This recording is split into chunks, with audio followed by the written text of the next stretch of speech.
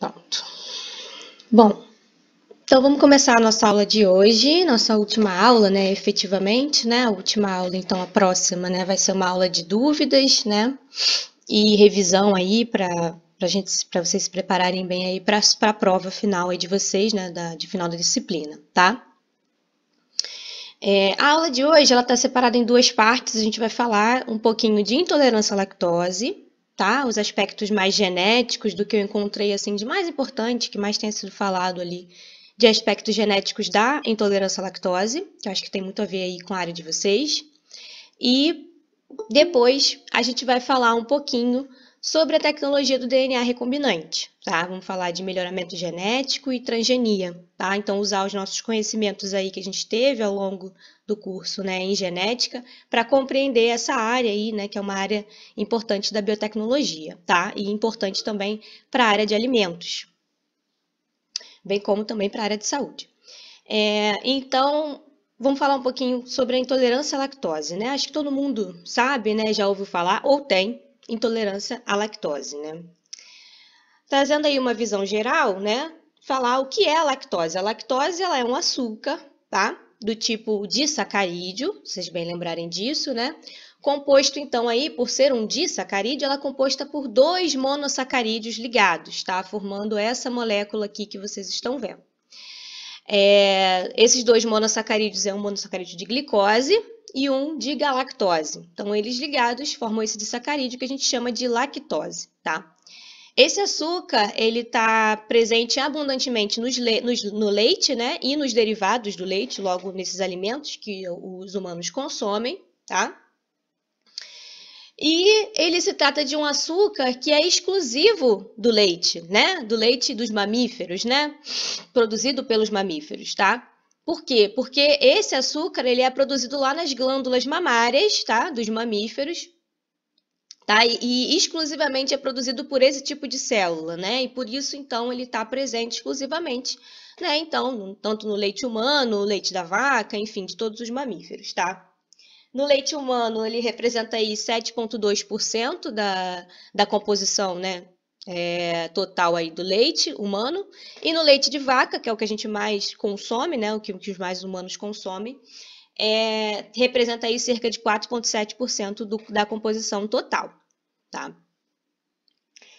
E a digestão da lactose, então, digerir esse açúcar, né, está associada principalmente com a enzima lactase, tá? Na verdade, a enzima ela é chamada de LPH, porque ela é uma lactase florizina hidrolase, porque ela tanto hidrolisa a lactose como florizina também, que é um outro tipo de açúcar. E a LPH, que é essa enzima que é a lactase, tá? Ela é codificada pelo gene chamado de LCT, tá? Chamado pela sigla LCT. Tá? Então, a gente tem lá um gene que vai codificar, né? Que vai codificar para essa proteína, tá? Para essa enzima.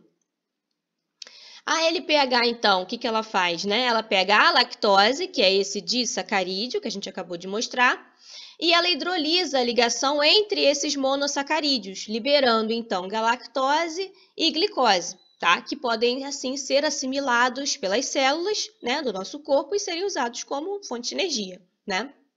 Isso vocês já vão ver melhor depois lá em bioquímica.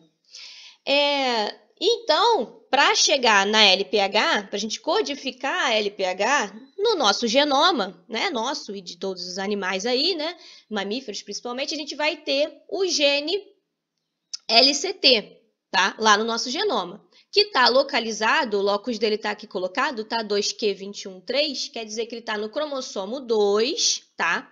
Então, nós temos lá dentro dos nossos vários cromossomos, né? Nós temos lá 23 pares de cromossomos, os nossos 23, o cromossomo 2, tá?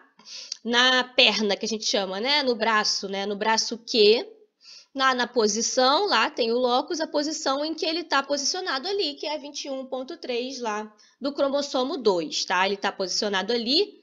Naquela região você tem uma sequência de DNA que corresponde ao gene da LCT. Então, relembrando o gene, né? Tem um promotor ali, tem uma sequência codificadora, tá? Introns e exons, né? Porque a gente tem ali, né?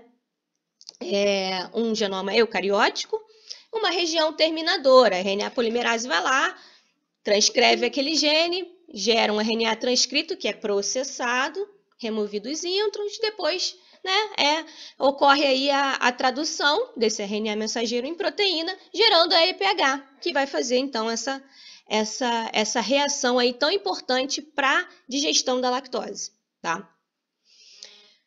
Quando nós temos uma deficiência completa, né, ou parcial, né, ou uma inatividade da enzima LPH, o que acontece? A lactose ela não vai ser digerida, né? Ela não vai ser digerida. E normalmente ela é digerida lá no intestino delgado, então a gente tem lá, consome, né, a nossa comida, o nosso alimento. Quando chega lá no intestino delgado, a lactose vai lá junto. Quando ela está no intestino delgado, é que ocorre aí a secreção de enzimas, né? Ocorre ali a chegada, né, das enzimas digestivas, entre elas a lactase. Tá? Então, se o organismo está produzindo bem lactase com a atividade, tá? A LPH está lá, a lactose vai ser digerida e depois de ser digerida, como eu falei, ela vai sendo absorvida pelas células, né, da parede do intestino. Vai sendo absorvida, tá? Ali os monossacarídeos, a glicose e a galactose que é liberada. Se a lactose não for digerida, ela vai se acumulando ali naquele bolo alimentar que vai passar até chegar no intestino grosso, tá? E se a lactose não é digerida e absorvida no intestino delgado, ela vai ao intestino grosso, o que acontece é que ela vai ser fermentada ali por bactérias. Nós temos diversas bactérias no nosso intestino grosso, né?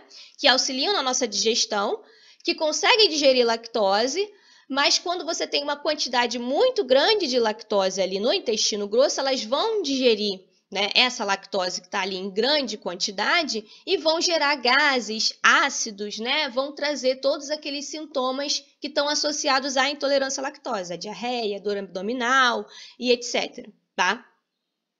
Então é isso que acontece, esse fenômeno que acontece que traz a intolerância à lactose, que pode ser desde mais leve até sintomas mais leves, né, uma má indigestão leve e tudo mais, ou até sintomas mais severos, diarreias muito complicadas, né, e que podem gerar aí muito prejuízo ao indivíduo, tá?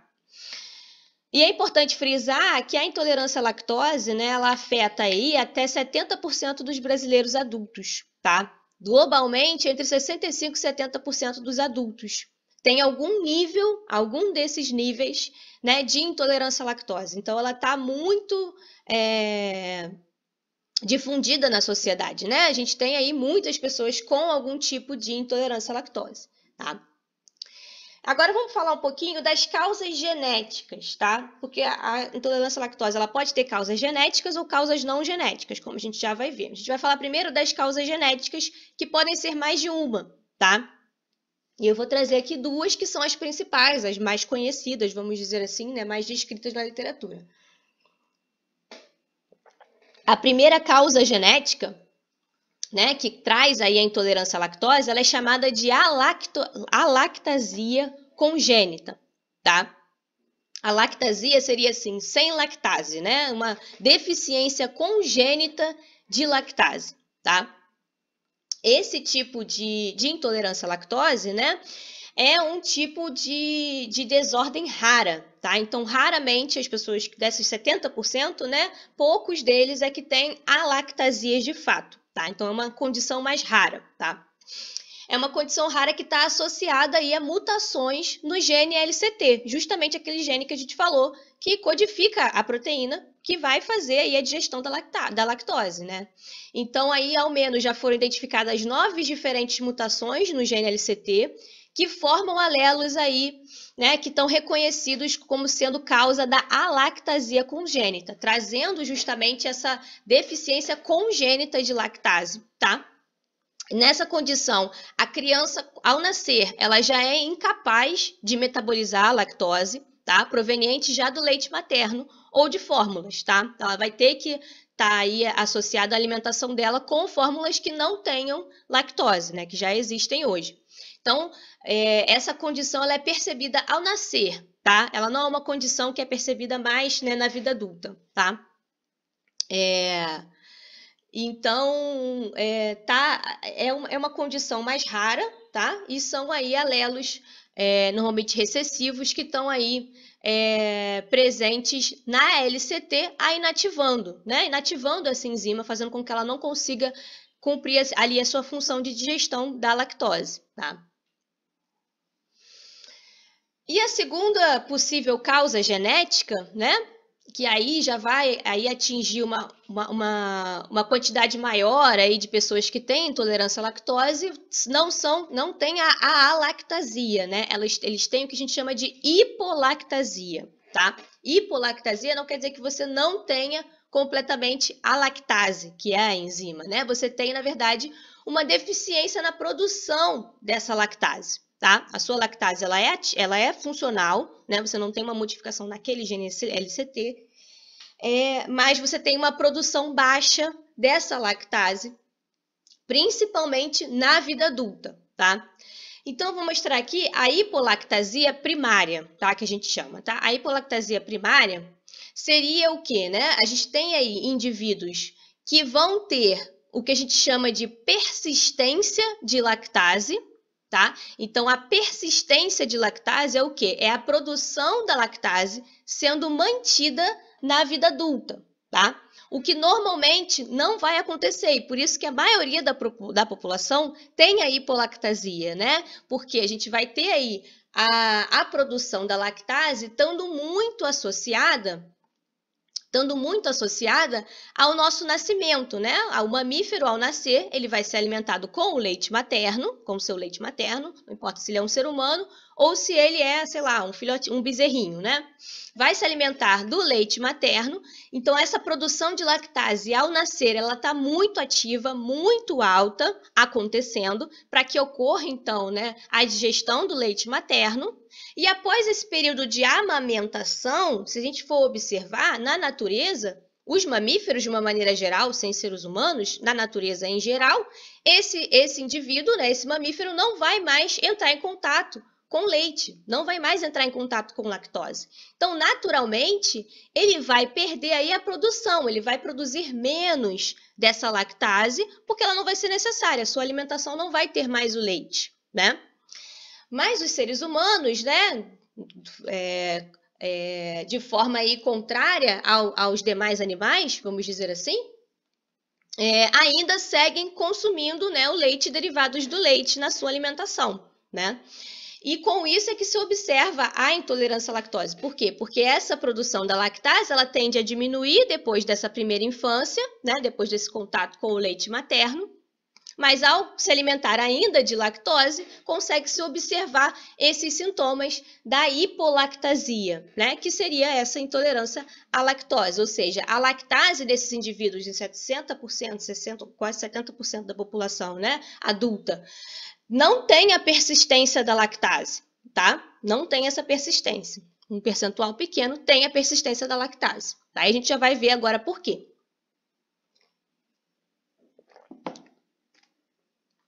A persistência da lactase, ou não dela, né, vai ser determinada pela sequência que está lá em um outro gene, tá? Não no gene LCT, tá? No gene MCM6, tá?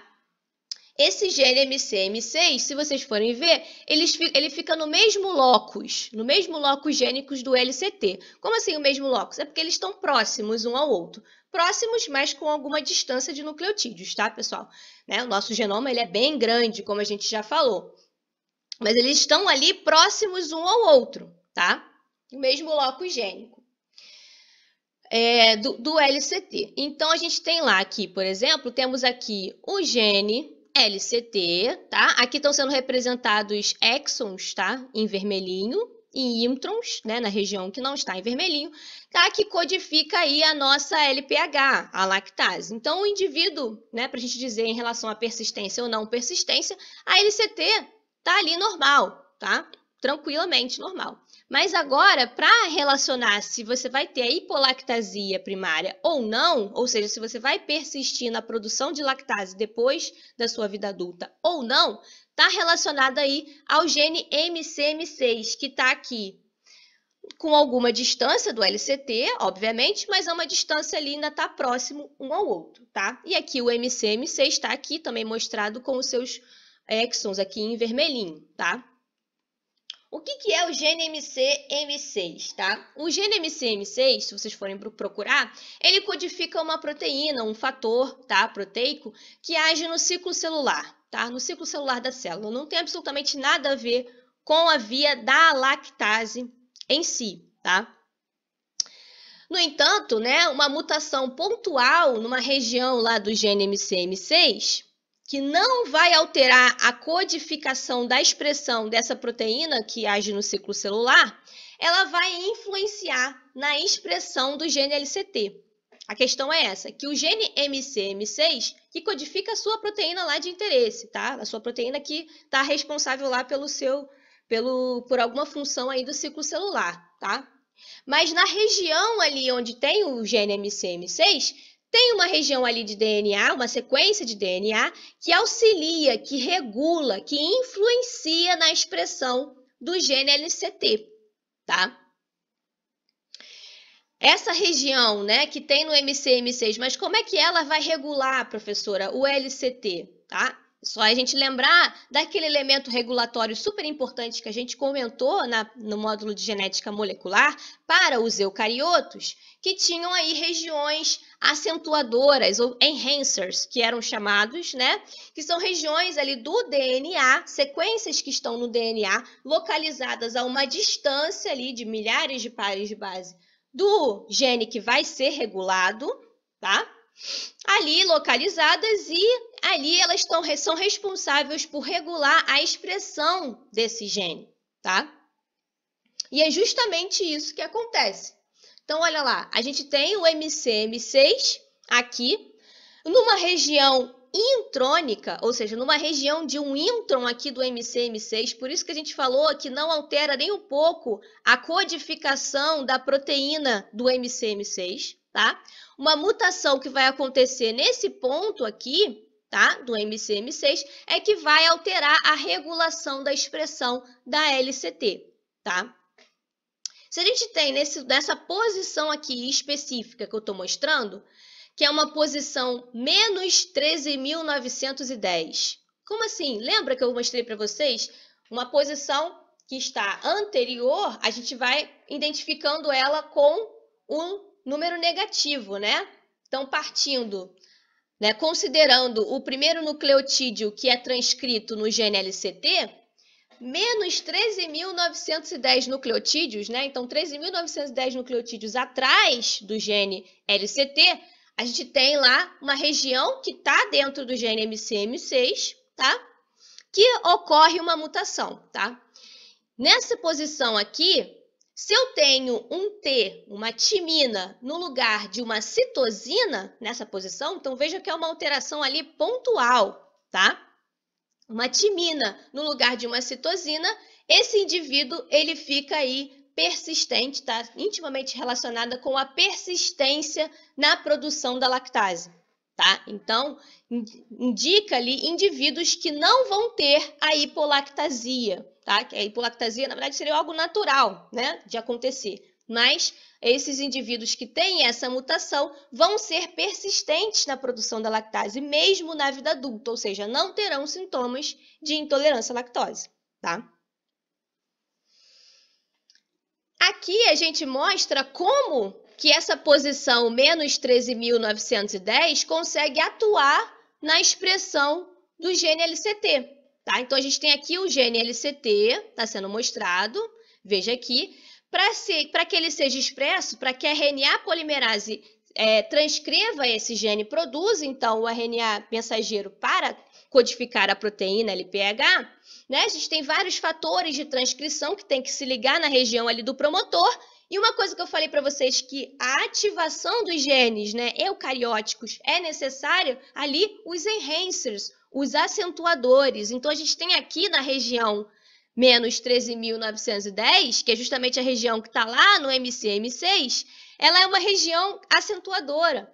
Então, quando ela tem lá o T, por exemplo, no lugar do C, faz com que você mantenha ali ativa, ela consegue manter a ativação, tá, desse gene LCT, fazendo aquela dobradura, né, aquela dobra que a gente mostrou, né?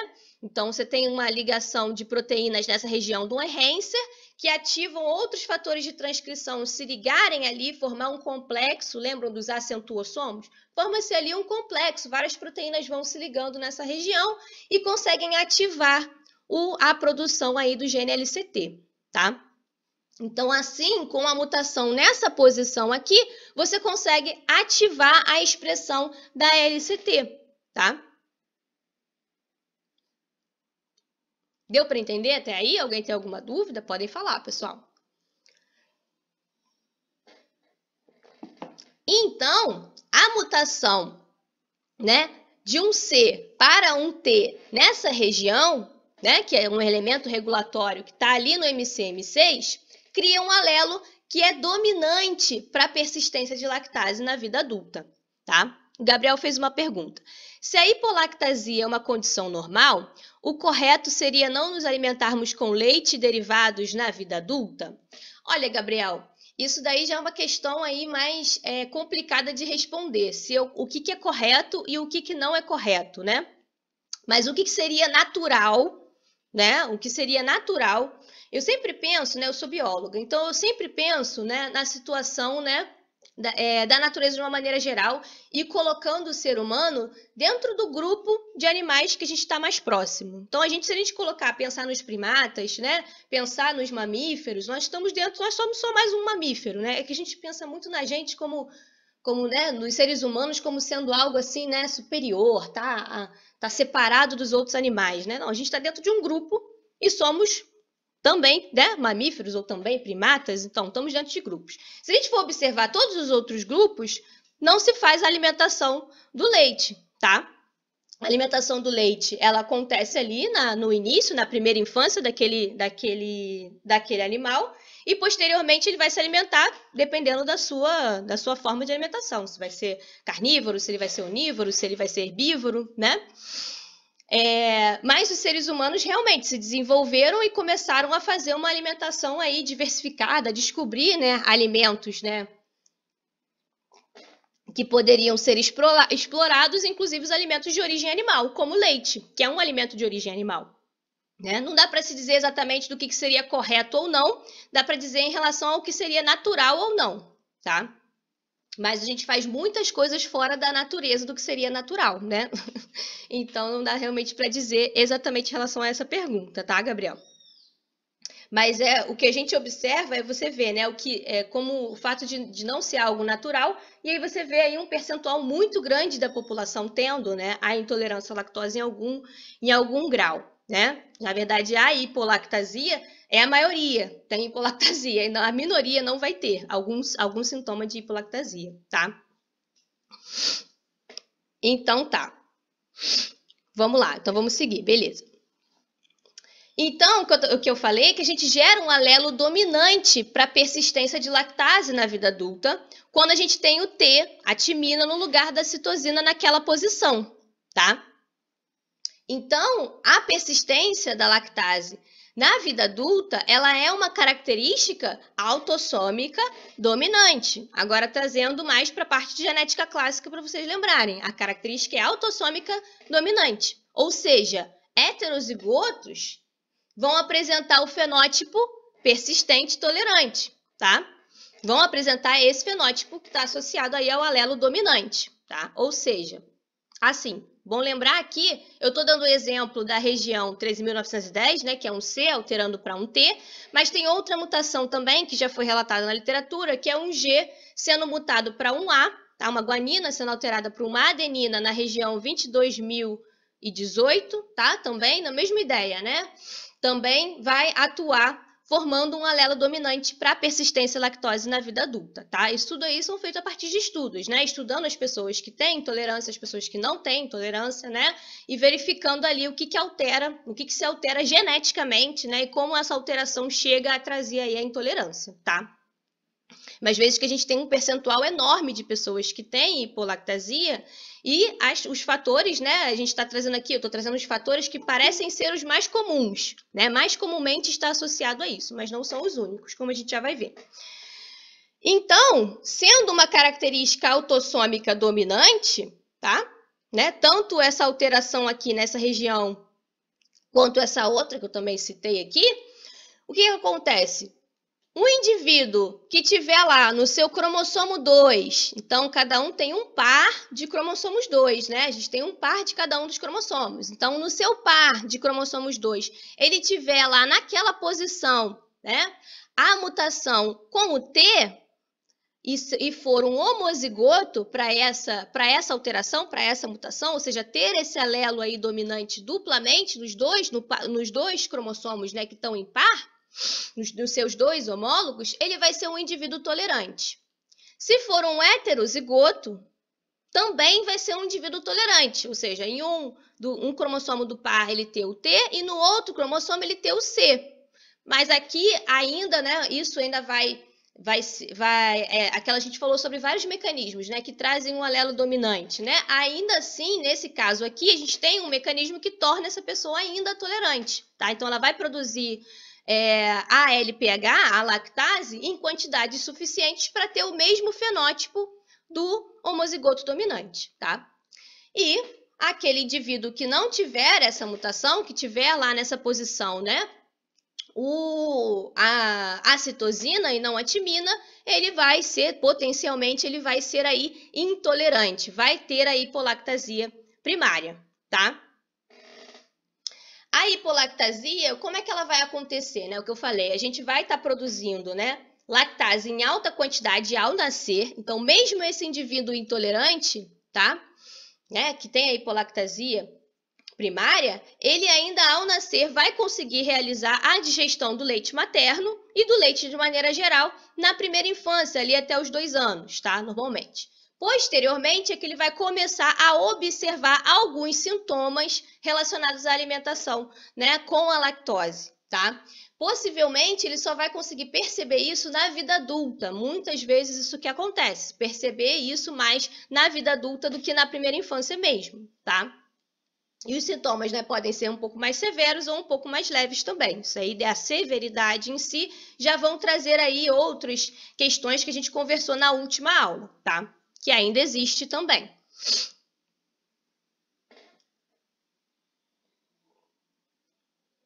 Mas a gente não tem só a hipolactasia primária, tá? A gente tem também a chamada hipolactasia secundária, tá? Que é uma intolerância à lactose que vai acontecer em adultos também, mas ela não está associada, não é inerente, né? Ela não está associada simplesmente a um fator genético, tá? Daquele indivíduo. Ela aí é uma causa, ela tem uma causa aí não genética, normalmente, tá? E esse tipo de intolerância, então, à lactose, ele pode ser causado, né, por diversas questões que alteraram ali, que trouxeram problemas digestivos ali no intestino delgado, que é onde deveria ter sido digerida a lactose, tá? Que vão refletir também nesses sintomas na tolerância à lactose daquele indivíduo, tá? E aí estão alguns exemplos que eu trouxe, né? Gastroenterites, infecções no estômago, intestinos que podem acontecer, e aí você vai ter sintomas também de tolerância à lactose. A doença celíaca também altera, né, a tolerância da pessoa à lactose. Tem algumas outras doenças, essa doença aqui, né, de Crohn, não sei, é uma inflamação, né, do revestimento do sistema digestivo, colite ulcerosa, tratamentos de quimioterapia, uso de antibióticos por longos períodos, né? Eu conheço uma pessoa, né? Aí é uma questão mais pessoal, né? Um caso que aconteceu, né, dentro do meu círculo, assim, né, de pessoas que eu conheço, uma pessoa que fez uma redução de estômago, por exemplo, também após essa redução, ela teve aí, começou a ter alguns sintomas de intolerância à lactose associados também, que alterou um pouco da sua digestão, né? Enfim, existem aí são outras causas, né, secundárias que podem causar a intolerância à lactose por um período curto, por exemplo, se for uma gastroenterite, normalmente vai ser por um período curto e depois a pessoa retorna com a sua condição inerente, mas algumas dessas outras doenças, a doença celíaca, por exemplo, vai acompanhar a pessoa ao longo de um período mais longo, ao longo de toda a vida, e pode causar aí realmente a intolerância à lactose pelo período de toda a vida daquela pessoa, tá? Bom, pessoal, era isso que eu tinha para falar da intolerância à lactose. Alguém tem mais alguma pergunta que eu possa tentar esclarecer? Mas eu acho que eu citei tudo que eu queria citar aqui, né? Só a gente realmente compreender que tem as causas não genéticas, mas tem causas genéticas já bem conhecidas, né? Essas informações eu peguei bastante no OMIN, que é aquela plataforma que eu mostrei para vocês, não sei se foi em algumas aulas passadas, eu mostrei para vocês sobre essa plataforma, ela traz muitas informações, né, relacionadas a doenças de uma maneira geral, desordens genéticas, né, em humanos. E é legal que ela traz, linkado a ela traz diversos artigos, né, que aí você pode acabar trazendo e lendo e compreendendo melhor aí esses mecanismos, tá? Então foi a partir disso que eu trouxe e recomendo a vocês também, né, continuarem usando aí ao longo da trajetória aí de vocês, tá? Bom, então agora a gente vai falar sobre melhoramento genético e transgenia, tá? Para finalizar os conteúdos aí da nossa disciplina, tá? Então vamos falar um pouquinho sobre isso. Vamos falar um pouco do histórico do melhoramento genético. Isso eu falei com vocês lá na primeira aula, acho que foi na primeira aula, que eu falei com vocês que durante anos, durante milênios, né, os seres humanos eles já faziam o melhoramento genético, mesmo sem conhecer as bases genéticas, as bases científicas, né, de forma muito lenta e sem uma base, né, científica para realizar esse melhoramento genético de organismos, né, de uso que serviam, né, que eram úteis para os humanos, ou para a sua alimentação, ou para o seu transporte, né, como os cavalos e tudo mais. Mas agora a gente vai estar focando principalmente nos alimentos, tá? Então, o processo de seleção artificial, né, foi sendo feito, que é justamente selecionar artificialmente, né? Então, por observação, os seres humanos selecionavam aqueles organismos que tinham características mais interessantes, né? Um fruto maior, mais vistoso, com um sabor melhor, né? Com mais rico em açúcares, né? E aí eles selecionando esses organismos para fazer os cruzamentos, tá? Melhorando assim a qualidade daqueles organismos, então, daqueles alimentos principalmente, tá? E isso trouxe a evolução dos alimentos como são hoje, a banana, a alface, a cenoura, a melancia e vários outros exemplos, tá? O milho é um exemplo que eu trouxe para vocês lá, né? Esse é a versão selvagem do milho, então há milhares de anos atrás, mais ou menos uns 8 mil anos atrás, a gente tinha simplesmente essa versão de milho, tá? Com poucos grãos, né? Com baixo teor de açúcares, e aí a partir desse melhoramento aí genético de seleção artificial, que foi uma seleção de cultivares, né, do milho que tinham propriedades melhores e fazendo esses cruzamentos, se chegou, né, nesse que é o milho mais intermediário, já maior, com mais grãos, e o milho como a gente conhece hoje, tá? Mas, bom, né, a gente tem o melhoramento, né, genético por essa forma, né, de seleção artificial, que é uma forma lenta, né, e pouco previsível de se fazer, mas com a evolução aí da ciência, né, e foi aí, né, em 1953, como a gente bem sabe, bem estudou, veio o estudo do DNA, né, se descobriu qual era a causa dessa hereditariedade que já era observada para se fazer a seleção artificial, então os estudos de Mendel, os estudos, né, de genética molecular, trouxeram aí, descobriu-se a fórmula do DNA, como ele era, como a gente poderia também mexer nesse DNA, alterar esse DNA e manipular ele, tá? Então, surgiu aí o que a gente chama de tecnologia do DNA recombinante, que é justamente aí ferramentas para manipular o DNA dos organismos, tá? A partir aí de 1953, isso já começou a ser feito, tá? E organismos geneticamente modificados começaram a aparecer, a serem produzidos e a estarem no cotidiano da nossa vida, né? Dos seres humanos. Começaram a aparecer para produzir produtos de interesse da indústria, para produzir alimentos de interesse da indústria. E então, a partir disso, a gente começou a ter a necessidade, né, de instaurar aí leis de biossegurança, né, para definir esses organismos geneticamente modificados, né? E poder se ter um controle disso, isso não ser feito de forma, né, descontrolada, tá? E a Lei de Biossegurança Brasileira, ela foi aí de 2005, tá? Definindo os organismos geneticamente modificados, ou pela sigla a gente chama de OGMs, né? Como um ser vivo que teve o seu material genético, DNA ou RNA, modificado por engenharia genética, tá? Pela tecnologia do DNA recombinante. Mas por que a gente deve utilizar a tecnologia do DNA recombinante, né, pessoal? Qual é a vantagem? Tá? Bom, realizar primeiro modificações mais precisas, né? Ter um alvo do que eu quero modificar, o que eu quero trazer de característica, o que eu quero de eliminar de característica desse organismo, né? E realizar uma modificação mais precisa, racional, tá? Do que aquele melhoramento por intercruzamento que a gente fazia já há milhares de anos atrás, né? Que é lento e é pouco previsível, tá? Obviamente o milho ele não partiu daquele cultivar inicial para o que a gente tem hoje em poucos anos, né, de melhoramentos, né? Foram milhares de anos, né, ali realizando esse melhoramento, esse cruzamento, essa seleção artificial para se chegar no milho como é hoje. Então, a gente consegue ter uma forma de alterar ali, né, de melhorar esses organismos de interesse humano, né, realizando modificações mais precisas e um processo mais rápido. Tá? Uma outra justificativa para se usar a tecnologia do DNA recombinante é a possibilidade de trazer características genéticas de uma determinada espécie para uma outra espécie de um grupo bastante distinto. É o que a gente chama de expressão heteróloga, a gente já vai falar um pouquinho mais aqui.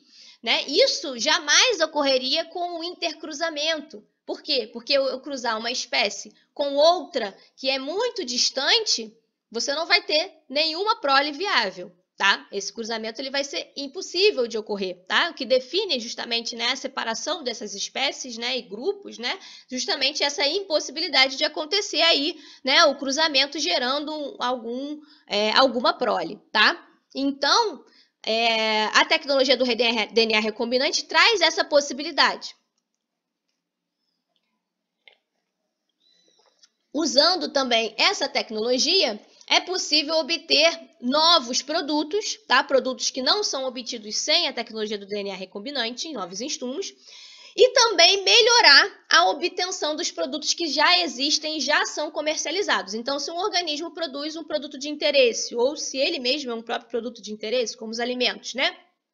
Ele já é existente, já é comercializado, mas a gente pode conseguir gerar um organismo que é melhor, tem melhores propriedades, tem melhores características, né? Para serem, então, comercializados, tá?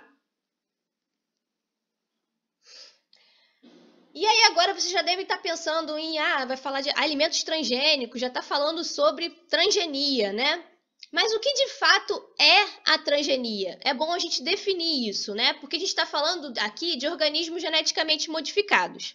Mas, embora todo organismo que a gente chama de transgênico seja um organismo geneticamente modificado, nem todo organismo geneticamente modificado vai ser, de fato, considerado transgênico, tá?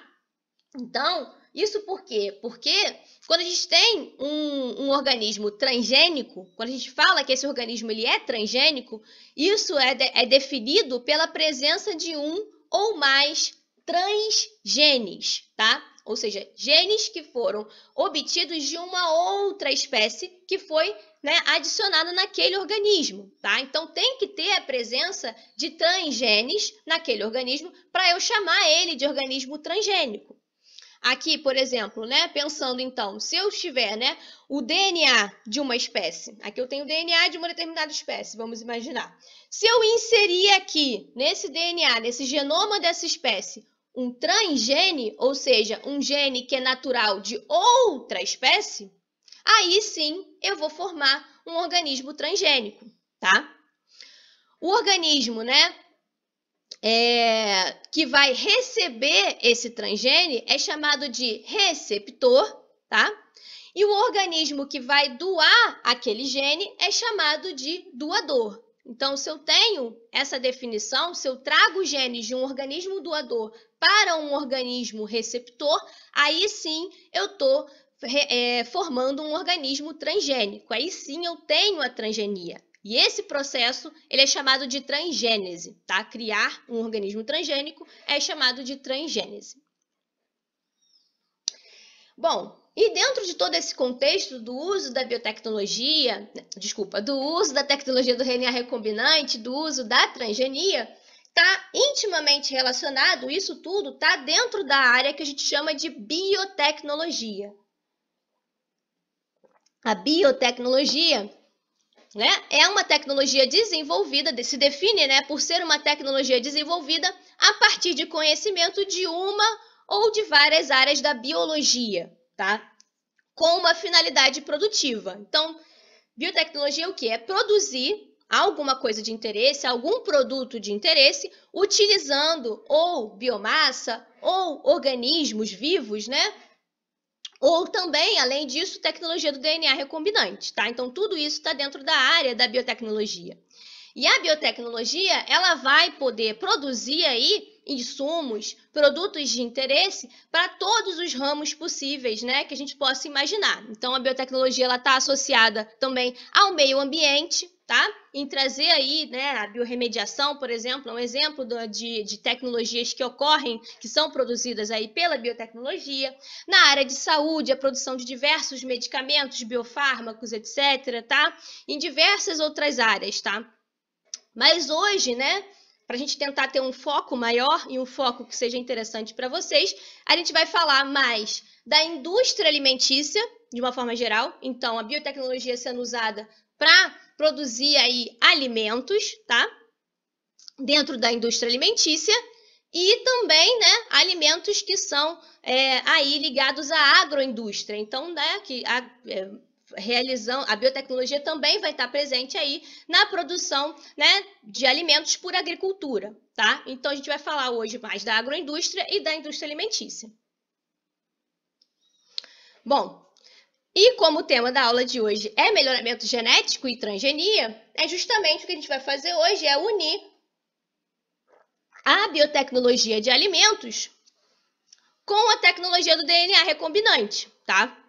As duas em conjunto é que fazem com que a gente consiga produzir aí diversos insumos de interesse da área alimentícia, como os alimentos transgênicos, os ácidos orgânicos, que são extremamente importantes na indústria alimentícia, como o citrato, as enzimas são importantes, são utilizadas bastante dentro, né, do setor da indústria de alimentos, carotenoides, que tem aí um valor altíssimo, né, dentro da indústria de alimentos. Lipídios estruturados, produzir determinados lipídios que não estão presentes, né, aí naturalmente conseguem ser extraídos. Por exemplo, os lipídios que são produzidos pelo leite materno e pura e simplesmente, né, pelas glândulas mamárias do leite materno são difíceis de serem aí sintetizados, né, de uma forma mais natural e poderem então estar presentes nas fórmulas, né? Então também é um assunto que está sendo muito falado, são esses lipídios estruturados, tá? A gente vai citar aí alguns exemplos. Mas primeiro a gente vai começar falando sobre os alimentos transgênicos, tá? Então vamos falar sobre os alimentos transgênicos. Um pouquinho de histórico. A história aí dos alimentos transgênicos, ela vem aí de mais de 30 anos atrás, tá? Quando ocorreu a primeira inserção de um transgene, tá? Em um organismo eucariótico, uma planta, tá? Então, lá em 1983, que teve esse avanço, né, em conseguir realizar isso em um organismo eucariótico superior, como uma planta, tá?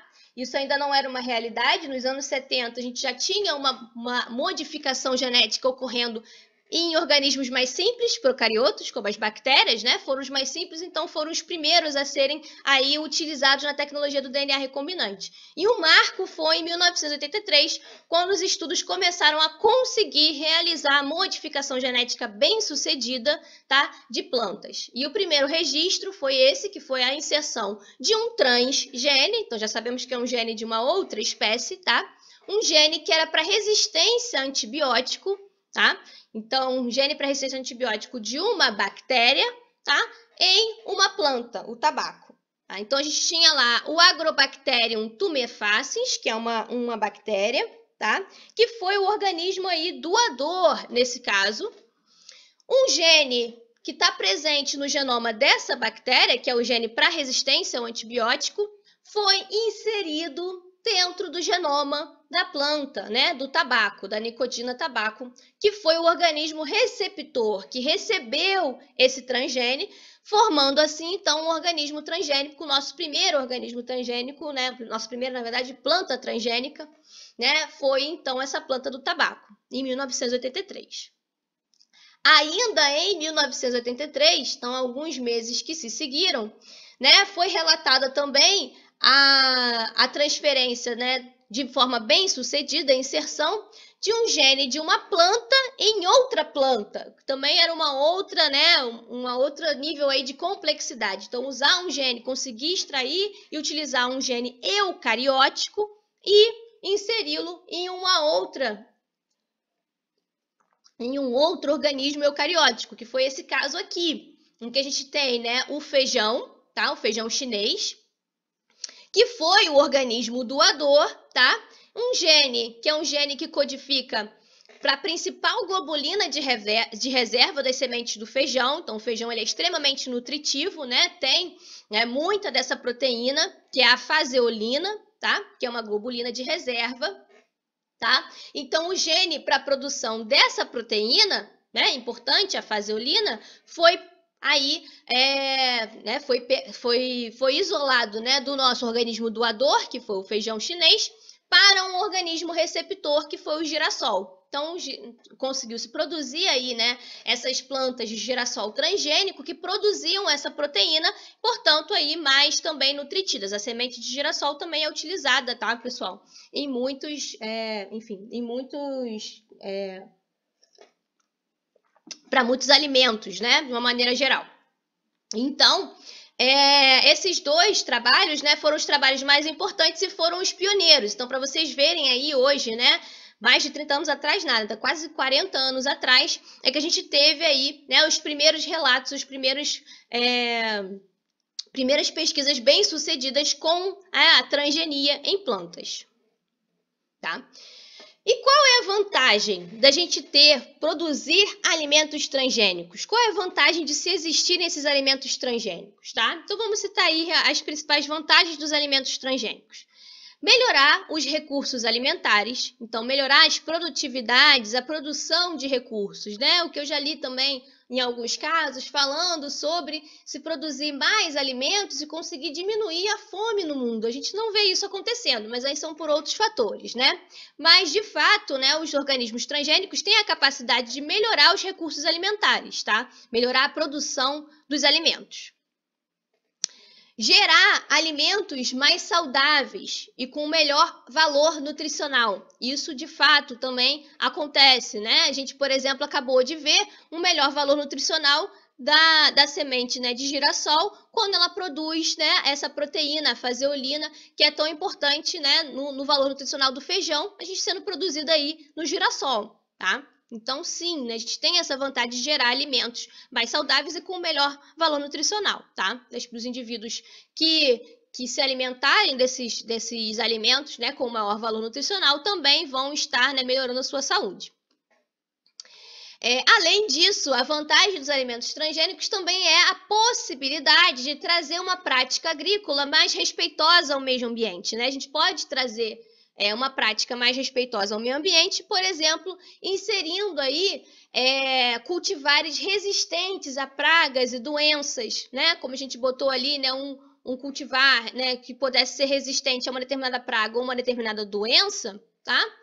Vai reduzir o uso de agrotóxicos. Então, se você usa um agrotóxico, né, para evitar que uma praga, né, destrua a sua produção daquele alimento, e você, ao invés de produzir aquele alimento, você substitua por um alimento transgênico que é resistente a essa praga, você não precisa mais utilizar, ou precisa utilizar menos do agrotóxico que livra esses alimentos daquela praga. Então, isso, nesse caso, né, a gente vai ter aí uma vantagem, né, ao se produzir esses alimentos transgênicos, tá?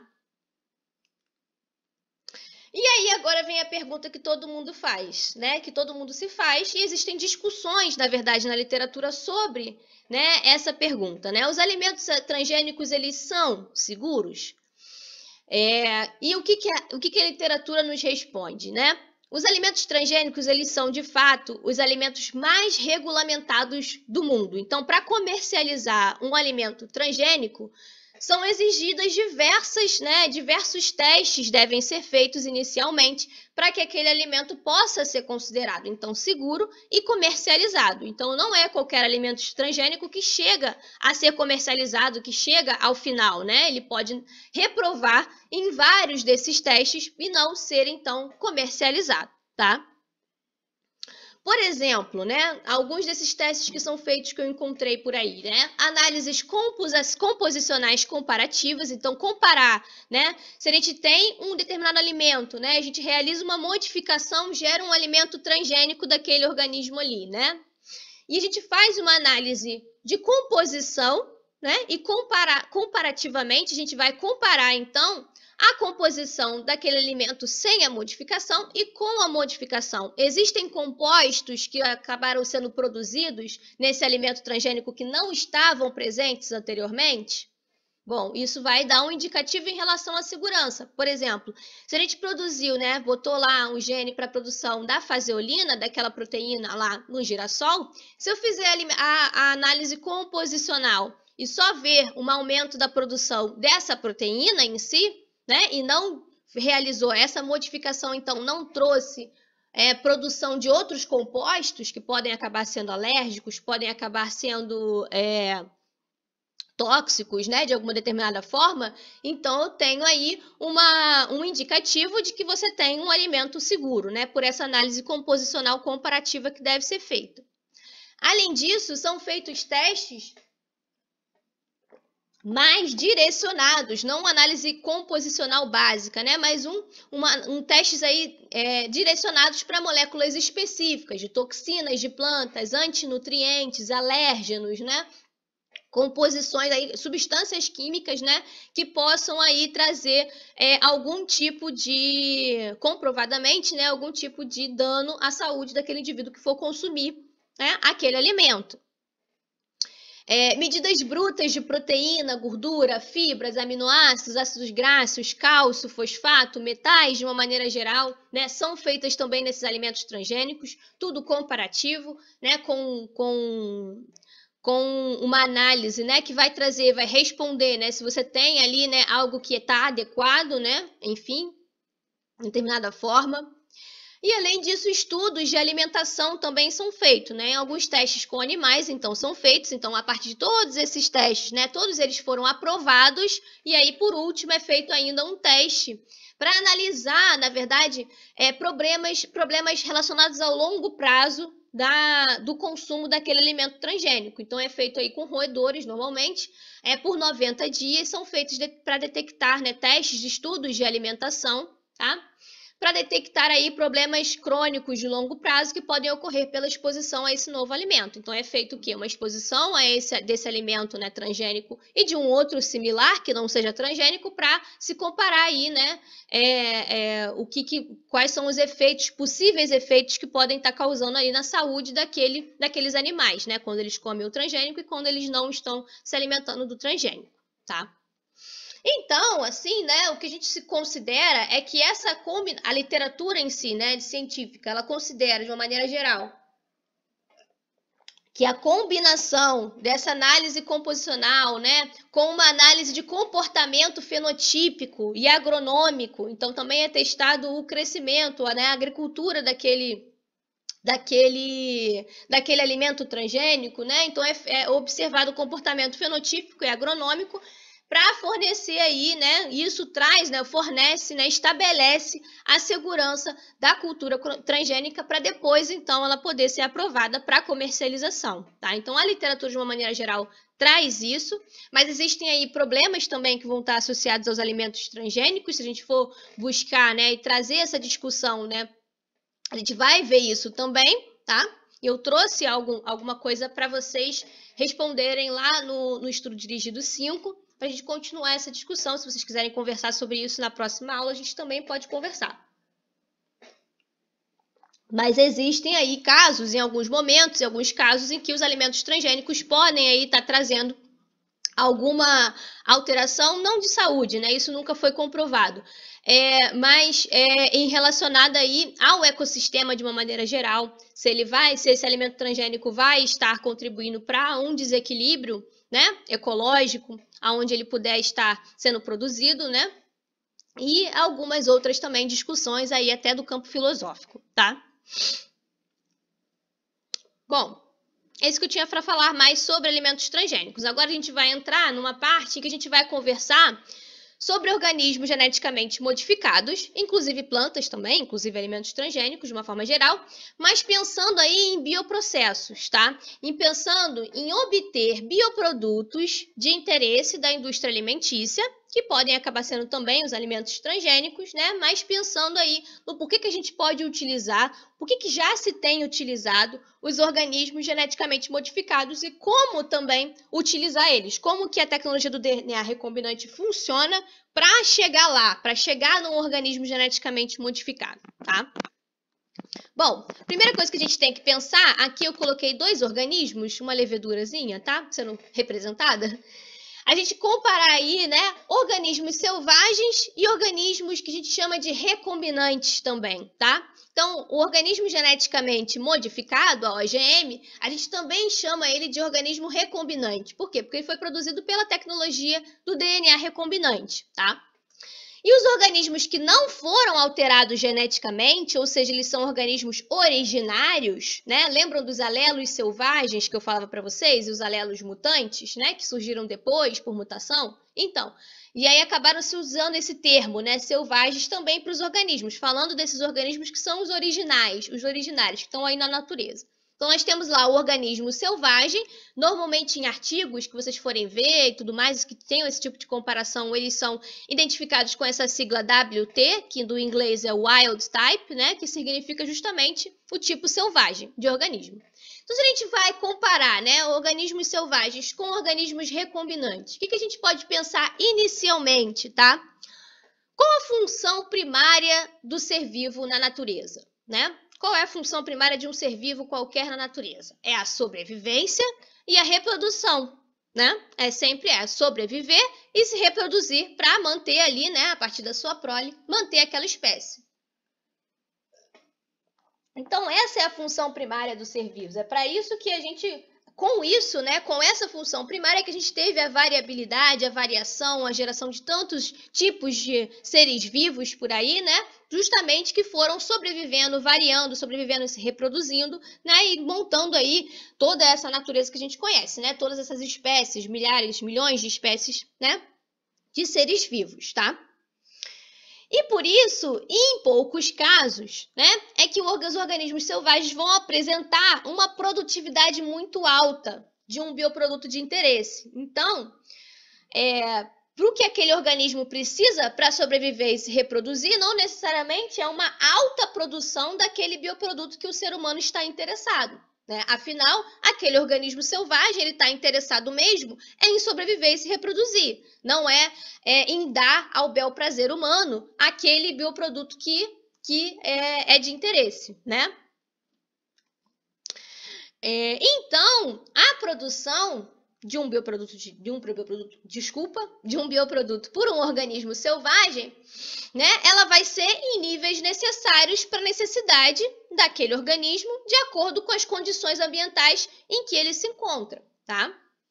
Então, às vezes ele vai produzir até mais em uma condição ambiental que favoreça aquela produção, né? Ou que ele necessite realizar aquela produção maior numa condição ambiental diferente, mas, né, de uma forma geral, vai ser a produção tá relacionada à sua sobrevivência, tá? Então, se a gente tem isso, né, a gente tem essas questões para os organismos selvagens, os organismos recombinantes, né, geneticamente modificados pelos seres humanos, nós seres humanos realizando a modificação genética de forma racional, pensando o que a gente quer alterar ali, o que a gente vai fazer é com que os organismos recombinantes tenham uma alta produção, né? Ele não vai estar ali só para sua sobrevivência e reprodução. A gente vai alterar aquele organismo para que ele realmente produza mais daquilo que a gente tem interesse, tá? Então, por isso, se a gente for parar para pensar, se os organismos selvagens não vão estar produzindo tanto assim, e os organismos geneticamente modificados, a gente vai modificar eles para produzir mais, Então, na biotecnologia, a gente só deve usar organismos geneticamente modificados e não usar mais nenhum organismo selvagem para nada. Não, não é assim que funciona. Claro que não. Não é assim. Não, a gente não vai usar sempre organismos geneticamente modificados, porque apesar de termos vantagens nos organismos geneticamente modificados, nós também temos desvantagens associadas a ele, que eu já vou mostrar aqui. As vantagens, a gente acabou de falar, estão na alta produção e rendimento, né, que esses organismos vão ter. Em viabilizar, né, com a tecnologia do DNA recombinante, com a modificação genética do micro-organismo, é que eu viabilizo a possibilidade de produzir um bioproduto que é natural de um organismo em um outro organismo, né? Como a gente acabou de ver, que a gente acabou de falar, a transgenia em si, né, vai ser só viável quando a gente gerar um organismo geneticamente modificado, tá? O exemplo é a insulina humana sendo produzida em bactérias, que a gente já vai falar um pouquinho mais. Isso não seria possível em um organismo selvagem. Além disso, a gente viabiliza a produção de bioprodutos que são provenientes de organismos não cultiváveis, tá? Então, a gente traz, com a possibilidade, né, da tecnologia do RNA recombinante, a gente traz novos produtos que nenhum organismo selvagem consegue produzir em quantidade suficiente para ser comercializado, por exemplo, tá? Um exemplo são as extremozimas, são as enzimas que têm atividades em temperaturas super altas, por exemplo, tá? Essas enzimas, elas existem, são enzimas que trabalham a 70, 80 graus, são super de interesse da indústria de uma maneira geral, e são produzidas por organismos, por micro-organismos que vivem lá nas águas vulcânicas, né, em águas termais. São organismos que vivem ali e por isso produzem essas enzimas em temperaturas super altas. Mas esses organismos, se a gente tentar produzir alguma coisa com eles, se a gente tentar fazer com que eles cresçam para produzir aquele bioproduto de interesse, você não consegue. Por quê? Porque ele só consegue crescer lá naquelas temperaturas super altas, em condições muito específicas de crescimento. Então, é um bioproduto que a gente só vai ter a possibilidade de acessar, de comercializar, se houver a tecnologia do DNA recombinante para produzir aquele produto de interesse em um outro organismo que eu consiga cultivar, que eu consiga crescer, tá? E nós temos as desvantagens. Essas são as vantagens que a gente já falou, até repeti algumas, ok? Mas existem desvantagens em usar organismos geneticamente modificados também, tá? E por isso a gente nem sempre, né, na biotecnologia, eu falei para vocês, a biotecnologia em conjunto com a tecnologia do DNA recombinante consegue prover diversas questões, né? Mas nem sempre a biotecnologia vai estar usando os organismos geneticamente modificados porque existem algumas desvantagens com relação a eles. Por exemplo, as leis de biossegurança, que são importantíssimas de existirem, tá? Por quê? Os organismos geneticamente modificados, eles não podem ser inseridos de forma descontrolada na natureza, tá? Como eu falei com você, estava falando, né? Desequilíbrios ecológicos podem acontecer, tá? Transferências de genes, né, naturalmente também podem acontecer, tá? Então, a utilização em determinadas aplicações, como por exemplo na biorremediação, tá? A biorremediação é o quê, né? Áreas que estão afetadas com alguma substância química e tudo mais, né? Que a gente faz a biorremediação usando determinados organismos, tá? A gente coloca organismos lá que conseguem consumir aquele composto tóxico lá, né? Biorremediando aquele local, tá? Mas isso não pode ser feito com um organismo geneticamente modificado. Você vai soltar completamente aquele organismo na natureza, em um rio, em uma região, né? E isso não é viável, tá?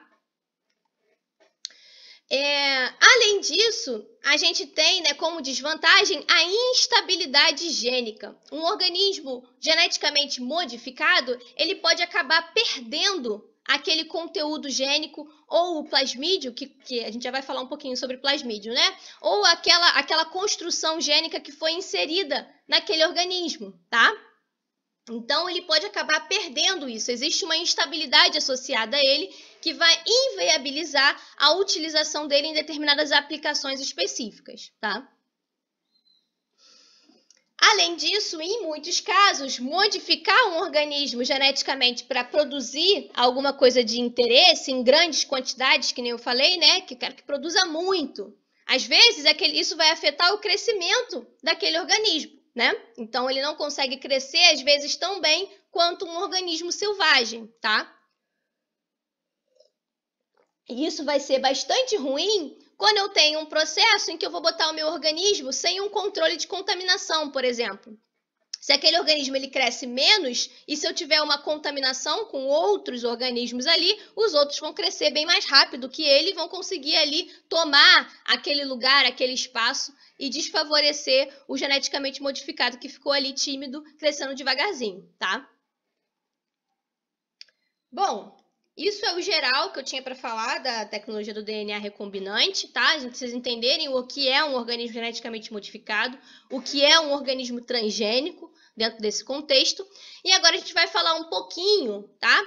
Sobre as ferramentas de engenharia genética, tá? Então vamos falar sobre as ferramentas, na verdade, da tecnologia do DNA recombinante, né? Tem o nome também de engenharia genética. Então, vamos falar um pouquinho sobre como que eu construo um organismo transgênico. Como é que eu vou construir esse organismo transgênico? Transgênico ou não, né? Organismo geneticamente modificado. Primeiro, eu vou ter que pensar... Nossa, isso aqui ficou ruim. Primeiro, eu vou ter que pensar no gene ou nos genes de interesse que eu quero modificar, né? A gente sabe, né, que as características, os nossos fenótipos, né, são obtidos a partir do que está lá no nosso genoma, que é expresso, né, os nossos genes sendo expressos naquela característica. Então, eu tenho que pensar em quais características são desejáveis, quais características são indesejáveis em um determinado organismo, seja ele uma planta, seja o que for, tá? E pensar em quais genes, estudar em quais genes estão associados a essas características, tá? Então, qual vai ser o meu gene de interesse que eu me interesso por modificar, tá? Então, por exemplo, se a característica que um determinado organismo tem é indesejável, tá? Então, eu tenho lá uma planta que tem uma característica indesejável, que eu estou falando aqui que são essas manchinhas que ela apresenta. Essas manchas, vamos supor que essa planta é para uma questão de ornamentação, e eu quero que essas manchas não estejam presentes na planta, tá? Então, eu tenho ali um fenótipo, uma característica que é indesejável naquele organismo, tá? Então, o que eu posso fazer? Eu tenho um gene que é responsável por essa característica. Então, se eu estudei e consegui, se o geneticista estudou lá, né, aquela planta, verificou que no seu genoma tem um gene que é responsável por produzir essas manchas, por exemplo, na planta, eu posso realizar o quê? A inativação do gene responsável pela característica. Se eu inativo aquele gene, eu tenho a inativação daquele fenótipo ou característica indesejada. E aí, o que vai acontecer? A minha planta, eu vou produzir uma planta ali que é modificada geneticamente, vou produzir uma OGM. Não vou estar produzindo, nesse caso aqui, uma planta transgênica, porque eu não estou trazendo um gene de um outro lugar, eu estou simplesmente interrompendo, né, nocauteando, que é o termo que a gente usa, tá, desse gene que é responsável por aquela característica que é indesejável, tá? Então, quando a gente tem esse caso em interromper ou reduzir uma característica indesejável, o que a gente faz, nesses casos, o termo que se usa é knockout ou knockdown, tá? Knockout, do termo próprio que a gente entende, né, das lutas livres e tudo mais, consiste em bloquear por completo a expressão de um gene específico. Então, se eu faço um knockout daquele gene, eu bloqueei ele completamente, ele não é nem um pouco expresso, tá? Em alguns casos, a característica indesejável que eu tenho, se eu faço um nocaute daquele gene completamente, bloqueio ele completamente, eu gero um organismo que não é viável, muitas vezes, porque às vezes bloquear completamente um gene, né, vai gerar ali problemas dentro do metabolismo daquele organismo. A gente já falou sobre isso, né? Um determinado gene ele não está associado a simplesmente uma característica, ele pode estar associado a mais de uma, né? E pode estar ali associado à sobrevivência também daquele organismo, tá? Então, o que se pode fazer também, além do knockout, é o knockdown, que é o quê? A knockdown dessa palavra, ela consiste em um bloqueio parcial daquele gene. Então, identifiquei um gene de interesse porque ele está associado a uma característica indesejável, faço um knockout ou um knockdown daquele gene, tá? Mas eu posso também identificar... desculpe. Agora eu vou trazer um exemplo para vocês, tá? Um exemplo de knockout ou knockdown de gene, tá? Que foi feito nesse trabalho aqui, tá? Esse trabalho aqui que eu estou citando é um artigo da literatura, em que foi feito, né, uma alteração, uma modificação genética por nocaute, tá? Por nocaute de um gene que está associado a uma proteína transportadora de metais no arroz, tá? Então aqui tem o arroz, tá? Aqui é o arroz selvagem e após a modificação, veja que o crescimento não foi exatamente alterado e tudo mais, mas com essa alteração de remover essa proteína transportadora de metais, houve para reduzir, né, esse interesse que eles tiveram em reduzir, em bloquear a produção dessa proteína, era reduzir a concentração de cádmio, tá? Esse metal que é tóxico em determinadas concentrações para a alimentação, então reduziram a concentração do cádmio nesse alimento, tá? Nesse arroz. Então, populações que têm uma base, né, de alimentação muito estruturadas no arroz, né, tem problemas de toxicidade com o cádmio, tá? É um metal pesado que a gente tem um acúmulo, né, no nosso corpo, né, quando a gente faz a alimentação dele, né, ele está presente no arroz em uma concentração baixa, mas numa concentração aí que, por conta dessa alteração, você teve aí, né, a redução da concentração de cádmio, tá? Aqui está sendo mostrado, né, o roxo e o azul.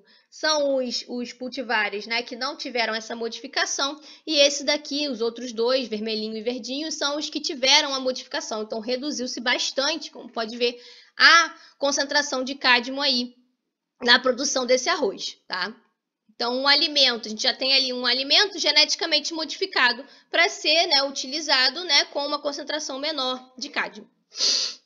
Bom, a gente também tem a possibilidade de identificar um gene ou genes de interesse que são desejáveis. Então, ali foi observado, né, uma característica que era indesejável no arroz, que era uma produção, né, e de cádmio, né, de transporte, né, para chegar, então, concentrações mais altas de cádmio na semente do arroz.